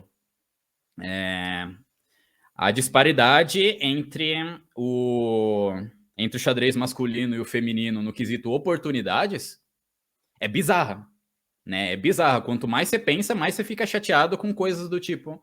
Concordo 100% com você. Eu lembro que quando eu ia jogar torneios, igual eu falei, eu comecei a jogar torneio ali com 12 para 13, com 15 anos eu fui jogar meu primeiro torneio fora do estado, em Poços de Caldas, fui jogar um brasileiro escolar. E aí, como que eu fui? Eu acordei de manhã, arrumei minha mala, 15 anos. Eu acordei de manhã, peguei minha mala, montei minha mala, fui sozinho para a rodoviária, peguei o ônibus e fui. Quantas meninas que conseguem fazer isso totalmente seguras? De viajar sozinha, pegar um ônibus sozinha e se alojar ali em algum hotel sozinha, sabe? Sem ninguém acompanhando. Infelizmente, a gente sabe o quão perigoso pode ser isso. Né? E foi uma das coisas que eu só fui perceber depois de grande, sabe? Que isso ainda era uma das coisas que outras mulheres precisaram me falar, sabe? Que eu não tinha percebido que até esse tipo de diferença que já tinha. Sabe? Que era muito difícil uma garota, uma menina, por exemplo, viajar desacompanhada. Né? E muitas vezes tem que ser com um treinador, e a gente já sabe aí que às vezes até com um treinador pode dar problema. Né? Mas enfim. Então, acho que muito por causa disso, pela representatividade lá, pelo que ela conseguiu, embora as condições adversas que tiveram, pelo fato de ser mulher, né? Porque a gente sabe que não tem nenhuma diferença técnica, né? Não tem nenhuma diferença técnica ali de QI do que for entre homem e mulher, é bem mais essa coisa de oportunidade mesmo. É bem mais difícil para uma mulher chegar por causa dessas coisas, mas o que tá bem legal agora é que cada vez mais estão aparecendo jogadores novos a fim de ter uma representatividade maior, sabe? De, poder até ajudar a outras garotas a se espelharem nelas, como a própria Júlia e a Juliana Teral e por aí vai. Então, para mim, Judith Polgar tem que estar na lista por isso. Até, Marcos, foi interessante tocar nesse assunto. Eu recebi um print hoje de uma atleta nossa, e que era uma pequena matéria, um texto sobre por que existem tão menos grandes mestres femininos, né? E era um texto bacana, falando lá, pá. E aí, de repente, vem um comentário infeliz, o cara fala assim, porque elas têm a mente inferior. E aí a nossa atleta responde para ele, você quer decidir isso numa partida de xadrez? Estou te desafiando aí, né? Daí ele, não, é que faz tempo que eu não jogo, não sei o que e tal. E daí os comentários, olha, o mente superior amarelou, fugiu aí e tal, né? Cara, isso é ridículo, né? Isso é ridículo, não cabe mais, faz tempo isso, né? Na verdade, nunca deveria ter cabido em algum momento da história, mas aconteceu, mas não cabe mais, né? Não tem mais como chegar, porque isso... Não, cara, é a mesma coisa. E infelizmente ainda tem muito. Pode ter melhorado, mas ainda tem muito, é muito triste, né? Não tem outra forma de falar isso, é muito triste ainda ter esse tipo de cenário. O legal de ver é que algumas garotas estão conseguindo não se desanimar tanto com isso, sabe? Seguir batalhando, porque é a única escolha que a gente tem, né? E a gente, do nosso lado, nesse sentido, ser privilegiado, né? Porque sempre foi mais fácil para homem jogar. O mínimo que a gente pode fazer é dar esse apoio, falar quando tem que falar, e principalmente ouvir quando tem que ouvir, né? Porque tem muita coisa que a gente simplesmente não entende e tem que aceitar. Né, que a gente não entende por não conseguir se colocar 100% no lugar de uma mulher, e a gente simplesmente tem que aceitar. Né, porque imagina a chatice que é ter que ficar ouvindo esse tipo de comentário toda hora. Né? Sim, então... até comentei, eu tive uma entrevista bem bacana também com a Thaís Julião, né? E a gente tocou nesse assunto. A gente mesmo, às vezes, de maneira distraída, ou a gente não se dá conta, isso há muito tempo atrás, mas a gente cobrava, às vezes, você jogou igual menina. Pois é. Entendeu? E era uma coisa que ficava. Hoje, as pessoas se policiam um pouco mais para falar sobre isso e tal. Mas, era uma coisa que, se eu jogasse igual menina, eu tava feliz. Eu vivia apanhando na minha esposa no tabuleiro, né? Ela já foi campeã paranaense de rápido aqui, já foi campeã paranaense por equipes e tal. E na época que ela jogava, eu era espancado sempre que enfrentava ela, né? Então não tem essa, cara. É um troço que já deu, né? Já deu. E a gente ainda vai errar um monte. Vai ouvir, e aí tem que saber ouvir também, né? Tem que saber ouvir e aceitar que a gente tá errado. Sem dúvida. E sabe que é uma das coisas que eu sempre defendo, independente do assunto. Mas se você quer aprender, pergunte para quem sabe. Eu, quando eu tenho alguma dúvida em determinados posicionamentos, digamos assim, isso aqui acho que é bacana, pode fazer isso e tal, eu sempre pergunto para algumas amigas minhas e tal, como você se sentiria lendo isso?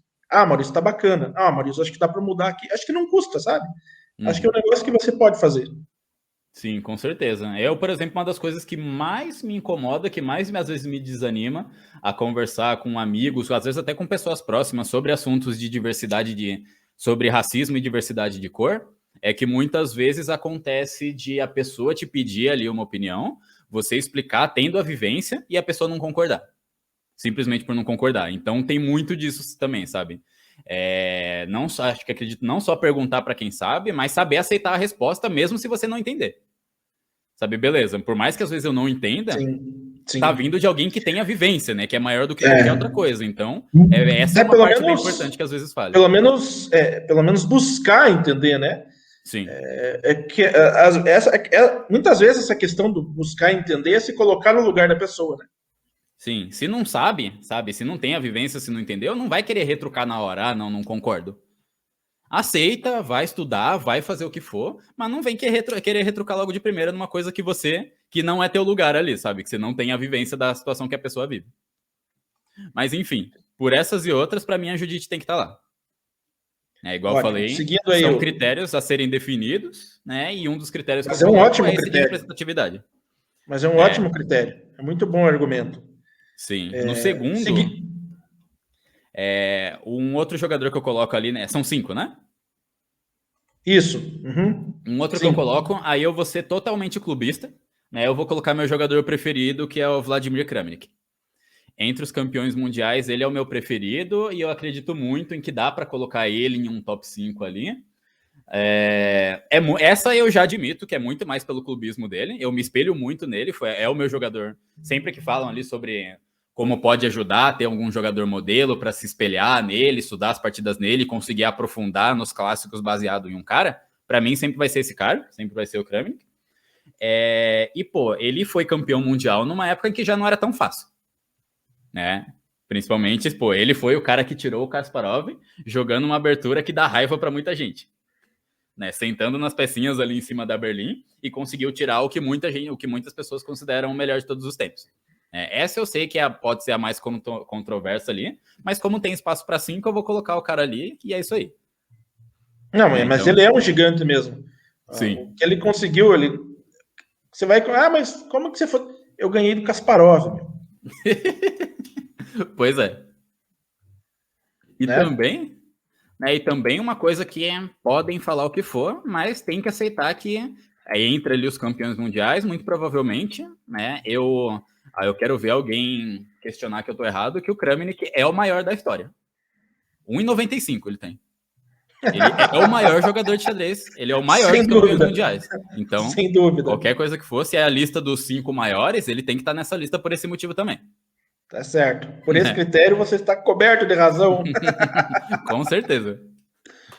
E aí, o meu top 3 é mais padrãozinho, mas eu concordo bastante com ele assim, que é colocar do primeiro ao terceiro, talvez variando ali segundo e terceiro, Carlsen, Fischer e Kasparov, ou Carlsen, Kasparov e Fischer. O meu top 3 também é esse. Sim, eu gosto muito de colocar o Kasparov por, na minha opinião, ser um dos caras que teve, de um jeito gigante, assim, ter muita influência pro xadrez dentro e fora do tabuleiro. Tinha jogo do Kasparov no PlayStation, na época que ele já estava finalizando ali a carreira e indo para outras áreas. Ele publicava muito livro, ele dava palestra, ele conseguiu dar uma visão muito grande pro xadrez para quem não jogava xadrez. Inclusive, para quem não jogava, tem muita gente que conhece, não sabe nada de xadrez, mas que já ouviu falar no Kasparov, que já ouviu falar num Mequinho, que já ouviu falar num Fischer. Então, acho que esses caras têm que estar aí por isso também, sabe? A influência no xadrez dele foi tão grande que passou ali das barreiras de só de quem joga. E o Fischer, eu coloco ele ainda mais pelo critério ali de ser um dos caras que estava mais à frente do tempo dele. Sabe? Sim. Se for considerar um critério a questão de estar à frente do tempo, sabe? De se mostrar muito melhor do que os caras da época, pegando, por exemplo, aquele torneio de candidatos que ele manda um pneu no Taimanov, depois manda outro pneu ali no Larsen, faz 6-0 nos dois, que é uma coisa bizarra para um torneio de candidatos, já tipo de uma... E dois fraquinhos, né? Uhum. Sim, Taimanov e Larsen, depois faz, se não me engano, 5,5 a 2,5 no Petrosian, e aí o match do século do Spassky, que todo mundo já sabe, né? Perde a primeira, abandona a segunda e ganha o torneio. E ganha o match depois. Então, nessa questão de estar à frente no tempo, eu gosto de colocar o Fischer. E o Carlsen, como entra muito naquilo que eu falei desde o começo, né? Como a gente está avaliando épocas diferentes, tem que estar o cara que mais aprendeu com todas as outras épocas. sabe? A gente hoje vê muito mais a coisa dos finais, a coisa de trazer para o jogo essa coisa de ganhar pelo cansaço, né? De, tipo, saber jogar partidas mais longas e tudo mais. Mas quando você para analisar com bem mais cuidado, com bem mais detalhe as partidas do Carlsen, você percebe que ele é um jogador completo. Sim. Ele é bom em todas as áreas, sabe? Ele é bom em todas as áreas e ele acaba aplicando ali a que mais precisa em tal situação, mas é um cara completo. Basta ver que ele é o atual campeão mundial de relâmpago, de rápido, de clássico e número 1 nas 3, né? O Kasparov falava que junto o Karpov com o Fischer dá o Carlsen, né? Até os outros falou que caras já respeitam ele. É uma combinação letal de Karpov e Fischer, né? O Uhum. Kasparov falou isso. Sim. Então, a minha lista é muito parecida com a tua, né? Eu sempre tenho dificuldades no 5º lugar. Que para mim é Kasparov, o Carlsen, o Fischer, o Karpov. Na verdade, apesar de eu achar o Kasparov o maior da história, mas o campeão mundial que eu mais gosto é o Karpov, por causa da Caro-Kann. Eu sou um dos adoradores da Caro-Kann, né? E aí, logicamente, né? Não tem como. E o 5º lugar, eu sempre fico ali meio em dúvida, Capablanca, Alekhine, Capablanca, porque... E também um que eu gosto muito, entre os 5 eu não colocaria, porque eu gosto muito ali do Alekhine e Capablanca. Aí, como diz você, é uma questão clubística, né? Mas entre os 10, com certeza, que é o Anand. Eu acho que o Anand é um cara, assim, que... é gigante, né? Não, brabíssimo. O cara é brabo, o cara é dos brabos mesmo. Mas tua lista é excelente, cara. Teus argumentos muito bem colocados e tal. Muito legal. E, enfim, a Polgar, realmente, ela merece um lugar de destaque em qualquer lista, né?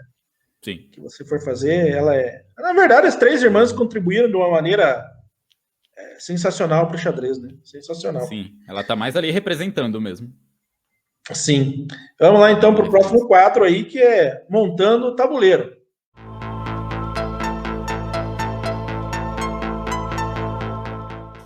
E agora é hora de você homenagear as pessoas, falar algumas coisas aí, as pessoas que te apoiaram e tal. E vamos lá, vamos montar esse tabuleiro aí, começando com o rei. Quem que é o campeão mundial que o inspira? Ou que você mais admira? É o Kramnik, né? Não tem o que fazer. Eu gosto muito do trabalho de vários outros, mas foi sempre, principalmente depois que eu entendi que eu me dava um pouquinho melhor com esse estilo de jogo mais técnico e tudo mais, foi um jogador, embora ele não seja, ele esteja longe de ser só isso, foi o jogador que sempre mais me inspirou, sabe? São as partidas que eu analiso que eu consigo entender um pouco mais rápido, que eu consigo entender um pouco melhor as decisões e que baseou muita coisa do meu jogo, sabe? Até foi legal que, tipo, ali entre 2012 e 2013 eu fiquei um tempo parado, eu não joguei nenhum torneio feed em 2012, só fui voltar no final de 2013, e eu lembro que o torneio que me animou a voltar a jogar mais o xadrez competitivo foi a Copa do Mundo de 2013, que ele estava numa fase excelente e aí ele ganhou a Copa. Jogou a final com o Andrei Kim e tudo mais, estava uma Copa super pegada, super competitiva, era o ano que o Carlsen virou campeão mundial, inclusive, e aí o Kramnik foi lá e ganhou a Copa, e aí eu me animei muito com as partidas dele e tudo mais, com a própria continuação. Então sempre foi um jogador que eu gostei muito, e é o que me inspira, de várias formas. Bom, eu acho que a próxima resposta tua também, acho que você já deu a deixa aí, né? E a dama, quem que é a jogadora que você mais admira, mais inspira aí? Aí é a Polgar, e eu pego isso muito como exemplo, até por... Eu tenho várias alunas mulheres, né? E aí sempre que a Polgar entra na conversa, sabe? Sempre que a gente vai analisar uma partida dela, dá para você sentir outra energia, sabe? Dá para ver que as meninas estão se sentindo ali mais identificadas e tudo mais. Eu acho isso super importante, sabe? No quesito referência, então, não só para mim, assim, mas por ter sido um espelho ali, por ter sido uma referência para várias outras jogadoras que podiam não ter nem passado perto do que alcançaram ali por não ter uma referência, não tem quem se espelhar. Como eu tinha conversado, eu tinha falado para você, eu acho que talvez a Polgar seja a única unanimidade no mundo do xadrez, né? Porque, cara, você vai falar do xadrez feminino ou da representatividade, da força que ela tinha no tabuleiro, enfim. Ela é alguém que quando... tipo, eu tive a possibilidade de conhecer o Pelé, de conhecer o Carlsen, o Topalov, e são pessoas que quando entra na sala, parece que aquele mundo para no momento, né, e fica só aquela pessoa desfilando ali na tua frente. E a Polgar, eu acredito que seja isso. Eu me arrependi muito de não ter ido em Caxias, acho que foi em 2012. 2012 eu não consegui também.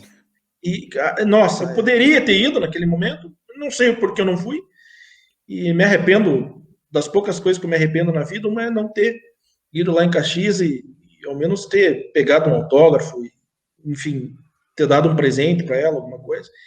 Mas, né, faz parte, vai fazer o quê? Sim. Vamos lá, as torres.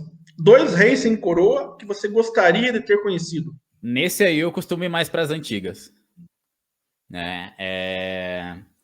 Muito da galera ali dos MF, MI, às vezes até GM que eu converso, falam do Paul Keres, né? Com certeza ele tem que estar lá. Eu costumo não colocar ele nesse caso aí, por achar até que ele não conta. Né? Porque ele é o que realmente, provavelmente um dos maiores reis sem coroa.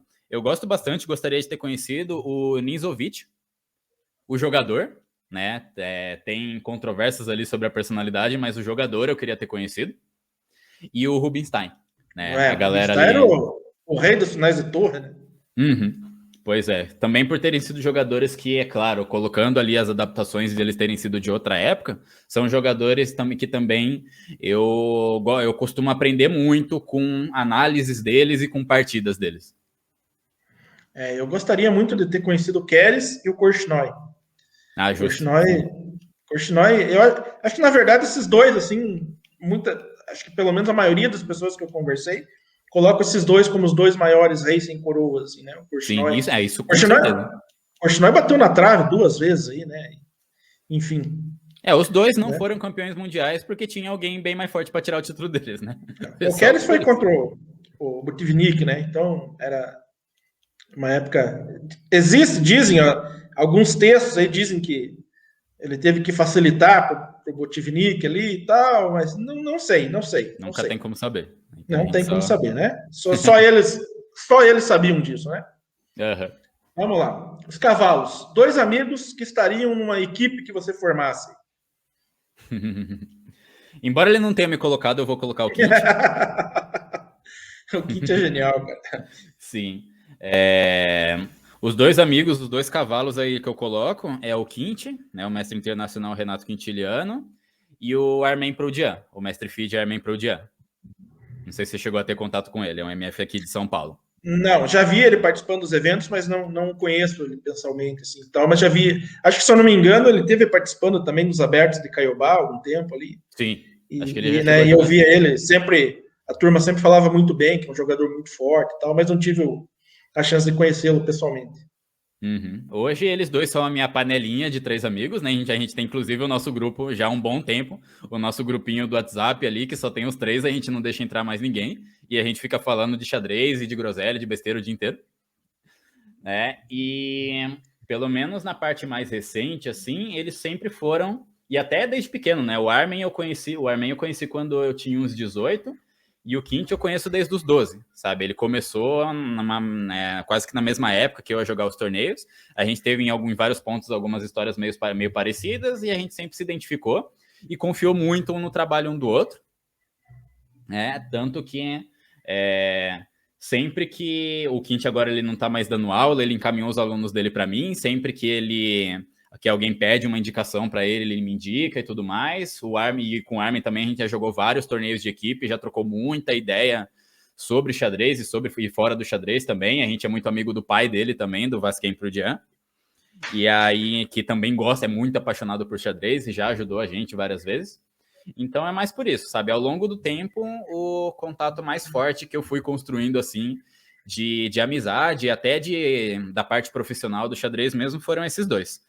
O Armen, ele é um pouco menos gente conhece ele, porque ele é um pouco mais focado em outra profissão, né? Ele tem uma outra profissão, e no xadrez ele atua mais como jogador mesmo. E o Quinte hoje tá aí em todo lugar, e eu já tive bastante oportunidade de ajudar ele teve bastante oportunidade de me ajudar. Então, nessa parte de pessoas que eu sempre gostaria de ter numa equipe, são esses 2. Legal. É uma ótima equipe, diga-se de passagem, né? Sim, certeza. E já foi até a equipe algumas vezes. Então, aí vamos seguir aí. Os bispos, 2 pessoas que sempre o apoiaram. Nos bispos aí, eu acho que dá para colocar hoje, pelo tempo de apoio e também ali pela intensidade, a minha mãe e a minha namorada. A minha mãe ali pela vida inteira, né, em vários momentos até ela teve que, da vida, ela teve que me criar sozinha, teve que me ajudar sozinha. E em vários momentos ali também de que minha família não conseguia aceitar tanto essa ideia de eu jogar xadrez ali, mais do que eles achavam necessário, né? Que eu devia estar estudando outra coisa, estar indo trabalhar com outra coisa e tudo mais. Eu devia estar estudando para a escola, apesar de eu estar estudando para a escola também. Mas a pessoa que sempre me deu esse apoio incondicional desde o começo, sabe? Que mesmo às vezes duvidando se era bom ou não, se ia me dar futuro ou não, continuou me apoiando, independente do que minha família falava, foi minha mãe. Ela é uma. E aí a minha namorada, a gente se conheceu mais recentemente, né? Desde 2018. E aí então é mais pela intensidade, sabe? Desse mesmo jeito, ela não joga xadrez, ela até joga, né, mas ela não é do mundo do xadrez, né, não disputa torneios e tudo mais, mas me ajuda e me apoia em tudo que for possível. Por exemplo, os primeiros posts ali do Instagram, aquelas montagens bonitinhas lá, era ela que fazia. Eu tô pegando a manha agora. Eu passava para ela a ideia, né, e explicava mais ou menos o que era, e ela construiu o post. Né, aí agora que eu tô começando a pegar mais e fazer eu mesmo. Então, dê os parabéns para ela, porque ficavam muito legais, ficavam bem feitos. Sim, com certeza. Ela sabe bem até. Bacana. Vamos lá para fechar esse tabuleiro. O peão, um jogador ou uma jogadora que você acompanhou desde o início e você vê ele aí despontando hoje como um grande jogador ou com um potencial de alçar voos mais altos aí. Todo mundo deve falar que tem um monte de nome na cabeça, né? Eu acho legal colocar aqui um grupinho de pessoas, né? Que além de todos serem jogadores muito bons, eles conseguiram, de certa forma, ali se unir para um ajudar o outro em algumas situações, algumas vezes ali, inclusive de ajudar outras pessoas também, que é o Jovens Talentos do Xadrez Brasileiro, sabe?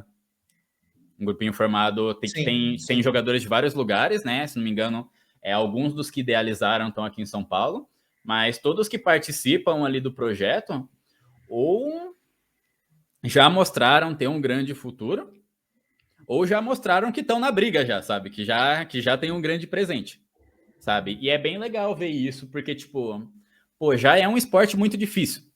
Já é um esporte muito difícil de jogar, de divulgar, de crescer nele profissionalmente, né? De ter apoio. Fica pior ainda se a galera for desunida. Desunião entre equipes, desunião entre jogadores. Quanto mais unida a galera for, eu acho melhor. E aí acho que é legal que essa galera tá conseguindo fazer alguns trabalhos juntos, sabe? Todos uma galera mais jovem ali, né? E todos super despontando ali nas suas categorias, sabe? Então toda a galera que tá dentro desse projeto, alguns eu já tive até um contato mais próximo aqui, os de São Paulo, por exemplo, né? Como o Matheus Damasceno, né? Que é um que eu já tive um contato um pouquinho maior. É uma galera que eu quero ver muito conseguir crescer cada vez mais. Mas assim, só tendo eles como representante de toda essa galera que tá pegando aí esse hype do xadrez também, tá aproveitando as oportunidades que tem para evoluir o próprio nível técnico e aproveitando, porque tem gente que tem essas oportunidades e não aproveita. É legal ver essa galera aqui tá tendo umas oportunidades legais e tá aproveitando. Então eu coloco essa turma. Show de bola. E realmente eles têm feito a diferença. É muito bacana. Eu tô no grupo deles lá também. Então, eu sempre vejo as conversas ali, são sempre produtivas, né?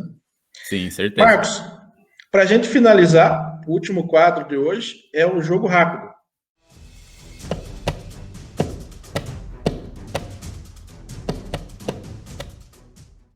E que eu falo uma palavra, uma frase, e você fala aí o que vem na tua cabeça aí, o mais rápido possível, digamos assim. Beleza? Blitz não é minha especialidade, mas vamos lá. Vamos lá, então. Um livro de xadrez inesquecível. O meu primeiro, Manual de Xadrez do Idel Becker. Primeiro livro que eu li, né, antes até do xadrez básico. Não estava nem aí que a anotação era descritiva. Falei, se é assim que precisa aprender xadrez, assim eu vou ler. Até porque na época que eu aprendi, ainda estava meio que pau a pau ali, a descritiva e a algébrica. Pelo menos em livros, né? E aí eu tenho ele comigo até hoje. Vira e mexe, às vezes, dependendo da aula que eu vou dar, eu uso ele como referência. Né? Claro que tem livros melhores e eu fui lendo outros livros que ajudaram a evoluir mais depois, mas toda a base está lá. Toda a minha base, sim, entendendo ali base não como coisas fáceis, Porque tem muita coisa difícil naquele livro, mas partida comentada ali que Sim, sim. que não é nada de iniciante, não. Eu tenho ele Então, guardadinho aqui atrás também. Tá aí também, né? Show de bola. Também, Básico no show de sentido de bola. formar a base mesmo, né? Sim, o primeiro livro que eu tive contato, e para mim é um inesquecível, mas eu infelizmente não tenho. Ele se perdeu em algum momento, ou devo ter emprestado para alguém, enfim. Que é Aberturas e Armadilhas, do Idel Becker, que era um Ah, livrinho de sim. capinha verde. E quando eu estudei aquele livro, eu me achei que era um super-homem do xadrez, sabe? Eu achava que eu já podia sair aplicando ciladinho em todo mundo, né? Depois a Os vida livros mostrou que não é bem assim, né? os livros no começo da carreira que tem o potencial de achar que a gente sabe tudo, né? Vamos lá, então. Quem venceria, Karpov ou Fischer? Karpov. Clubista total, né? Por estilo de jogo, eu prefiro ele. Pegando um pouquinho ali do momento dos dois, eu acho que pelo jeito que a cabeça do Fischer tava, se ele fosse obrigado a jogar, ele não ia conseguir mostrar o melhor dele. Mas assim, muito mais baseado no clubismo do que na razão. Sim, sim. Eu tenho grandes amigos aqui, cidade perto de Piraí, que é Siqueira Campos, Claudinei, o Jean, e eles são, sim, torcedores, clubistas do Fischer, e eu sempre cutuco eles. Fischer amarelou pro Karpov e tal. Aí eles ficam loucos. Tô brincando, gente, tô brincando. Na paz aqui e tal. Uhum. Vamos lá. De manhã você acorda? De manhã eu acordo. Eu acordo bem. Acordo animado até. Acordo animado principalmente agora, porque normalmente uma das minhas primeiras atividades do dia, depois do básico, né, tomar o banho ali para acordar, tomar um café, já é começar a ver xadrez, né? Ou com os meus próprios, ou com o meu próprio estudo, ou com algum dos meus alunos que tem aula de manhã. Sabe? Então, isso é uma das coisas que até acredito que nesse momento difícil que a gente está passando hoje, é uma pequena coisa que eu consigo me apoiar. Sabe? De tipo, pelo menos eu tô conseguindo ali fazer algumas coisas que eu gosto e ajudar outras pessoas a fazerem coisas que elas gostam também. Então, mesmo quando às vezes quando eu durmo mal, acordo meio zoado, aí eu tento ver pelo menos esse lado um pouquinho mais positivo em tanta coisa zoada que tem acontecido. Então eu costumo acordar bem até, costumo acordar de bom humor. Vamos lá, seguindo. Quando alguém diz que xadrez não é esporte, você diz o quê? Eu saio fora, já perdi a paciência já. Se a pessoa chega em mim para falar que xadrez não é esporte, não tem muito boa intenção, só tá querendo causar, só tá querendo causar. Então, beleza, então, vai contar essa historinha aí para outra. Inclusive, eu vou deixar o link aqui também na descrição desse podcast, eu fiz um podcast também sobre xadrez no esporte e tem algumas falas lá do mestre nacional Álvaro Alves Almeida Júnior, né, o Alvin Chess, e tem um texto ali também, uma palavra do Cricor. Eu vou deixar o link aqui também na descrição, porque é bem interessante o que eles falam a esse respeito. E é lógico que xadrez é esporte, quer queira, quer não queira, beleza? Dá pra falar que... Dá pra tentar argumentar ali que, pô, já fizeram esse tipo de pesquisa que mostra o quanto de energia alguém gasta numa partida de xadrez e é o suficiente, sim, para ser considerado um esporte. Tem as federações, tem tudo, tem a parte física ali, embora, claro, comparado com outros não seja só físico, mas se a pessoa já chega e fala que xadrez não é esporte, provavelmente ela não vai querer ouvir essas coisas, ela só vai querer bater o pé com a opinião dela, então já... Exatamente. E eu acho que você está coberto de razão. Não vamos entrar em discussões desnecessárias, né? Sim. O que irrita Marcos Torsani? Preconceito. Já sofri muito na mão disso, já vi e já sofri muito na mão disso. Quando eu olho o cenário geral, eu vejo que eu sou uma das pessoas que, pensando, tipo, sei lá, isso falando do meu tipo de preconceito mesmo, né? De preconceito racial que eu já vivi na pele.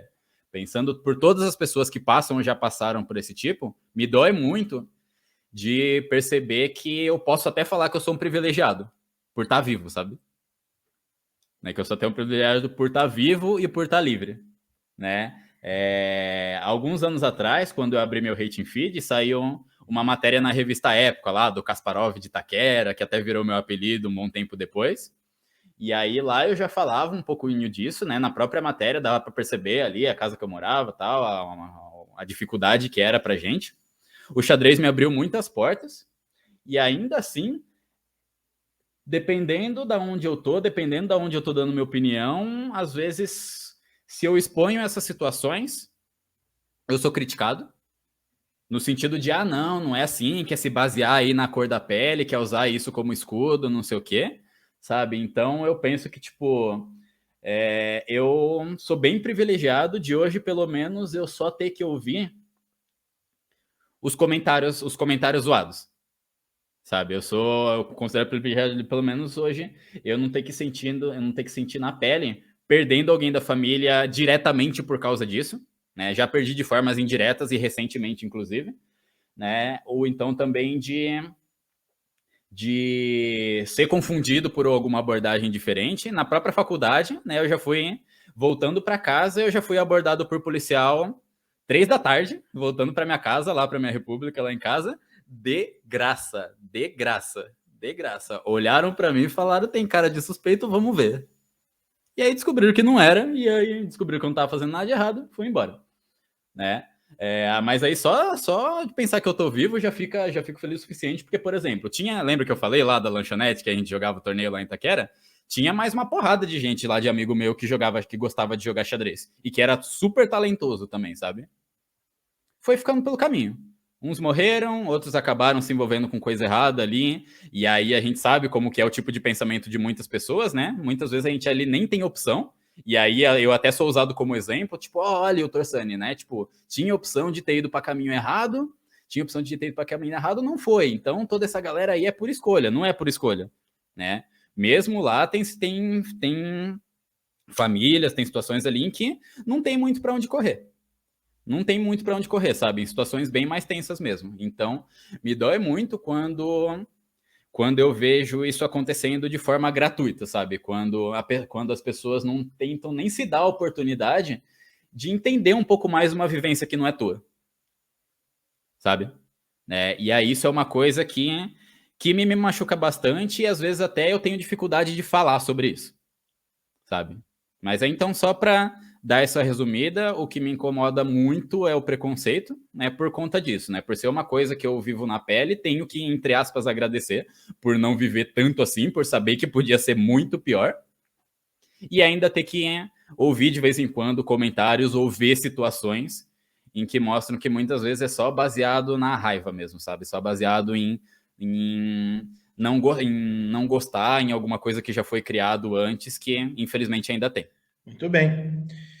Quando possível, Torsani prefere sair ou ficar em casa? Hoje em dia, ficar em casa. Hoje em dia é o mais seguro ficar em casa. Mas eu não sei se muda tanto assim, né? Eu não sou daquelas pessoas que recusa de sair, sempre tem uma oportunidade, sempre que tinha uma oportunidade legal, né? Quando os tempos estavam melhores e dava para sair, eu saía. Só que eu nunca tive problema nenhum de ficar em casa também. Eu tenho o meu lado caseiro ali que nunca me incomodou. Vamos lá, pergunta polêmica. Bullet é xadrez? Bullet Não. Bullet não é xadrez, não é xadrez oficial, não é o xadrez clássico, mas é super divertido. Embora não seja o xadrez oficial ali, pá, tem até não sei se você sabe que tem um livro do Nakamura sobre Bullet. Não. O nome do livro é Bullet Chess, 1 Minute to Mate. E aí na primeira... Procura, é bem legal. A primeira página já é bem legal, a introdução já é bem legal, que ele faz meio que num formato de pergunta e resposta, meio que para tentar justificar o livro até. É legal, o livro inteiro é explicando ele, mostrando o lado dele de como jogar Bullet, dando dica, tem capítulo de pre-move, tem capítulo de tudo, é super legal. Só que aí ele mesmo fala, Bullet é xadrez de verdade? Aí ele fala, claro que não. E aí, assim, como você perguntou, Bullet é xadrez, dá até para falar que é. Mas entendendo o que tá por trás da pergunta, eu vou preferir falar que não. Mas assim, Bullet é xadrez, mas tá longe de ser o xadrez de verdade. É outro tipo de xadrez. O mestre nacional, o Glaucio Sella, ele defende com unhas e dentes, né, que é xadrez. Inclusive, vou deixar o link aqui na descrição também, que tem um cortezinho dele que ele explica por que é. Tá justo, mas eu nunca joguei Bullet na vida, Marcos. Eu não consigo. entendeu? Eu não consigo. Eu sei que tem cara aí, tipo, o Alvin Chess mesmo, um desses, que é fera também, né, nesse bullet, e faz aqueles lances malandrão que você imagina uma coisa e tem outra coisa muito lá. Você entrega uma peça, mas é para você ficar pensando e perder tempo. Então, enfim, eu acho que eu não tenho essa condição. Não tinha antes, quando era mais novo, imagina agora, né? Não dá, não dá. Sim. Não é o xadrez de verdade, mas é divertido. O Nakamura, ele fala isso no livro dele também. Então, por que raio você vai querer jogar bullet? Ele fala, porque é divertido. Ponto. Vamos lá, continuando. Xadrez é? Xadrez é minha paixão. Né? Falar que é... Outro jeito que dá para falar era falar que é a minha vida mesmo, que hoje até é grande parte da minha vida. Né? Não sei se eu diria com essas palavras, mas que é minha paixão eu consigo falar com certeza. Já me abriu muitas portas ao longo da vida, sabe? Já me ajudou a abrir muitas portas para outras pessoas evoluírem na vida também, tanto pessoal quanto profissional.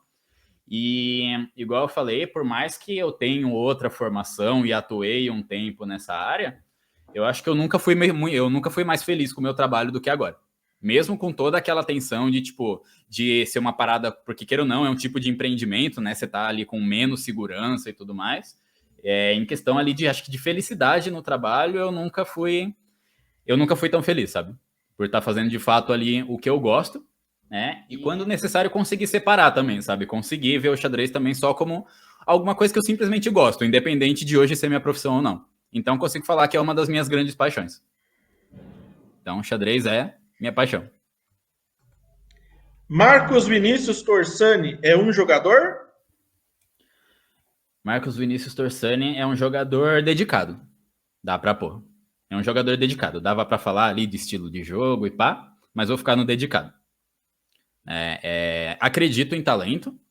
Não acho que ele foi o meu diferencial. Para, por exemplo, eu chegar a MF e tudo mais. Eu já estudei muito xadrez. Nossa, eu já estudei muito, mas muito xadrez. E eu sei que se eu quiser continuar evoluindo, eu ainda vou ter que estudar muito mais. E eu tô bem disposto a correr atrás disso. Não, e o duro de tudo isso é que lá na frente alguém vai dizer que é sorte, né? Pode falar. Isso que essa é uma sacada legal. Esse vai ser o... Se eu conseguir chegar a MI e a GM, esse vai ser um ótimo problema para resolver. Esse vai ser o menor dos problemas. Ouvi que foi sorte. Nossa, vou estar tranquilo com isso. Marcos, agradeço a você pelo teu tempo, pelo esse bate-papo legal, maneiro que a gente teve aqui. Muito obrigado mesmo por essa troca de experiências, boas risadas, ótimas histórias. Com certeza acrescenta muito no dia a dia da gente, porque eu sempre falo assim que um dia sem sorrir é um dia perdido, né? Sim. Então, quando você consegue dar uma risada com uma história de um amigo, histórias bacanas de uma coisa que a gente ama, que é o xadrez, então teu dia valeu muito a pena. Então, eu sou muito agradecido aí por essas horinhas aí que a gente passou conversando. Desejo a você aí muita saúde, sabedoria e sucesso na tua trajetória profissional, na tua trajetória aí nos eventos, com os teus alunos, e com certeza querem muito bem você, porque você é uma pessoa muito querida. Todo mundo que veio falar de você para mim sempre falou, o Torsani é um cara muito bacana, conversa com ele lá e tal. E, logicamente, já estava na minha listinha aí das pessoas especiais a serem entrevistadas aí para a gente trocar uma ideia, dar boas risadas, e realmente valeu muito a pena. Então, em nome do Clube de Xadrez Piraí, sou muito agradecido pela oportunidade, e deixa aí o espaço aberto aí para você deixar os seus endereços aí, as suas redes sociais, enfim, muito obrigado. Forte abraço, Marcos.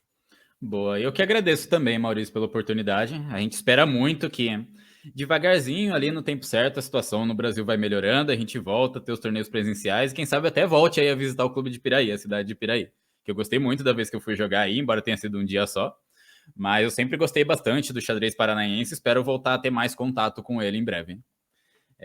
Basicamente, hoje eu tô mais de redes sociais ali, eu tô mais ativo no Instagram, na Twitch e no YouTube, em qualquer uma delas dá para me encontrar como MF Torsani. Dá para achar assim por lá bem tranquilo. Quem já tem contato comigo sabe que eu sou bem acessível ali na medida do possível, então pode chegar e trocar uma ideia ali quando precisar, que a gente tá junto. Ótimo, vamos divulgar aí. Por favor, não esqueça de mandar os links dessas duas partidas que a gente viu aqui, para passar na galera e colocar na descrição do podcast lá, quem vai ouvir apenas, né? Uhum. E, enfim, foi bem bacana mesmo. E até uma próxima oportunidade. Esperamos você aqui em Piraí do Sul. Seja bem-vindo. Vamos torcer para que isso seja o mais rápido possível. Boa, show de bola. Obrigadão, Maurício. Abraço. Tamo junto, abração. Xadrez Piraí, mais do que uma equipe, uma família.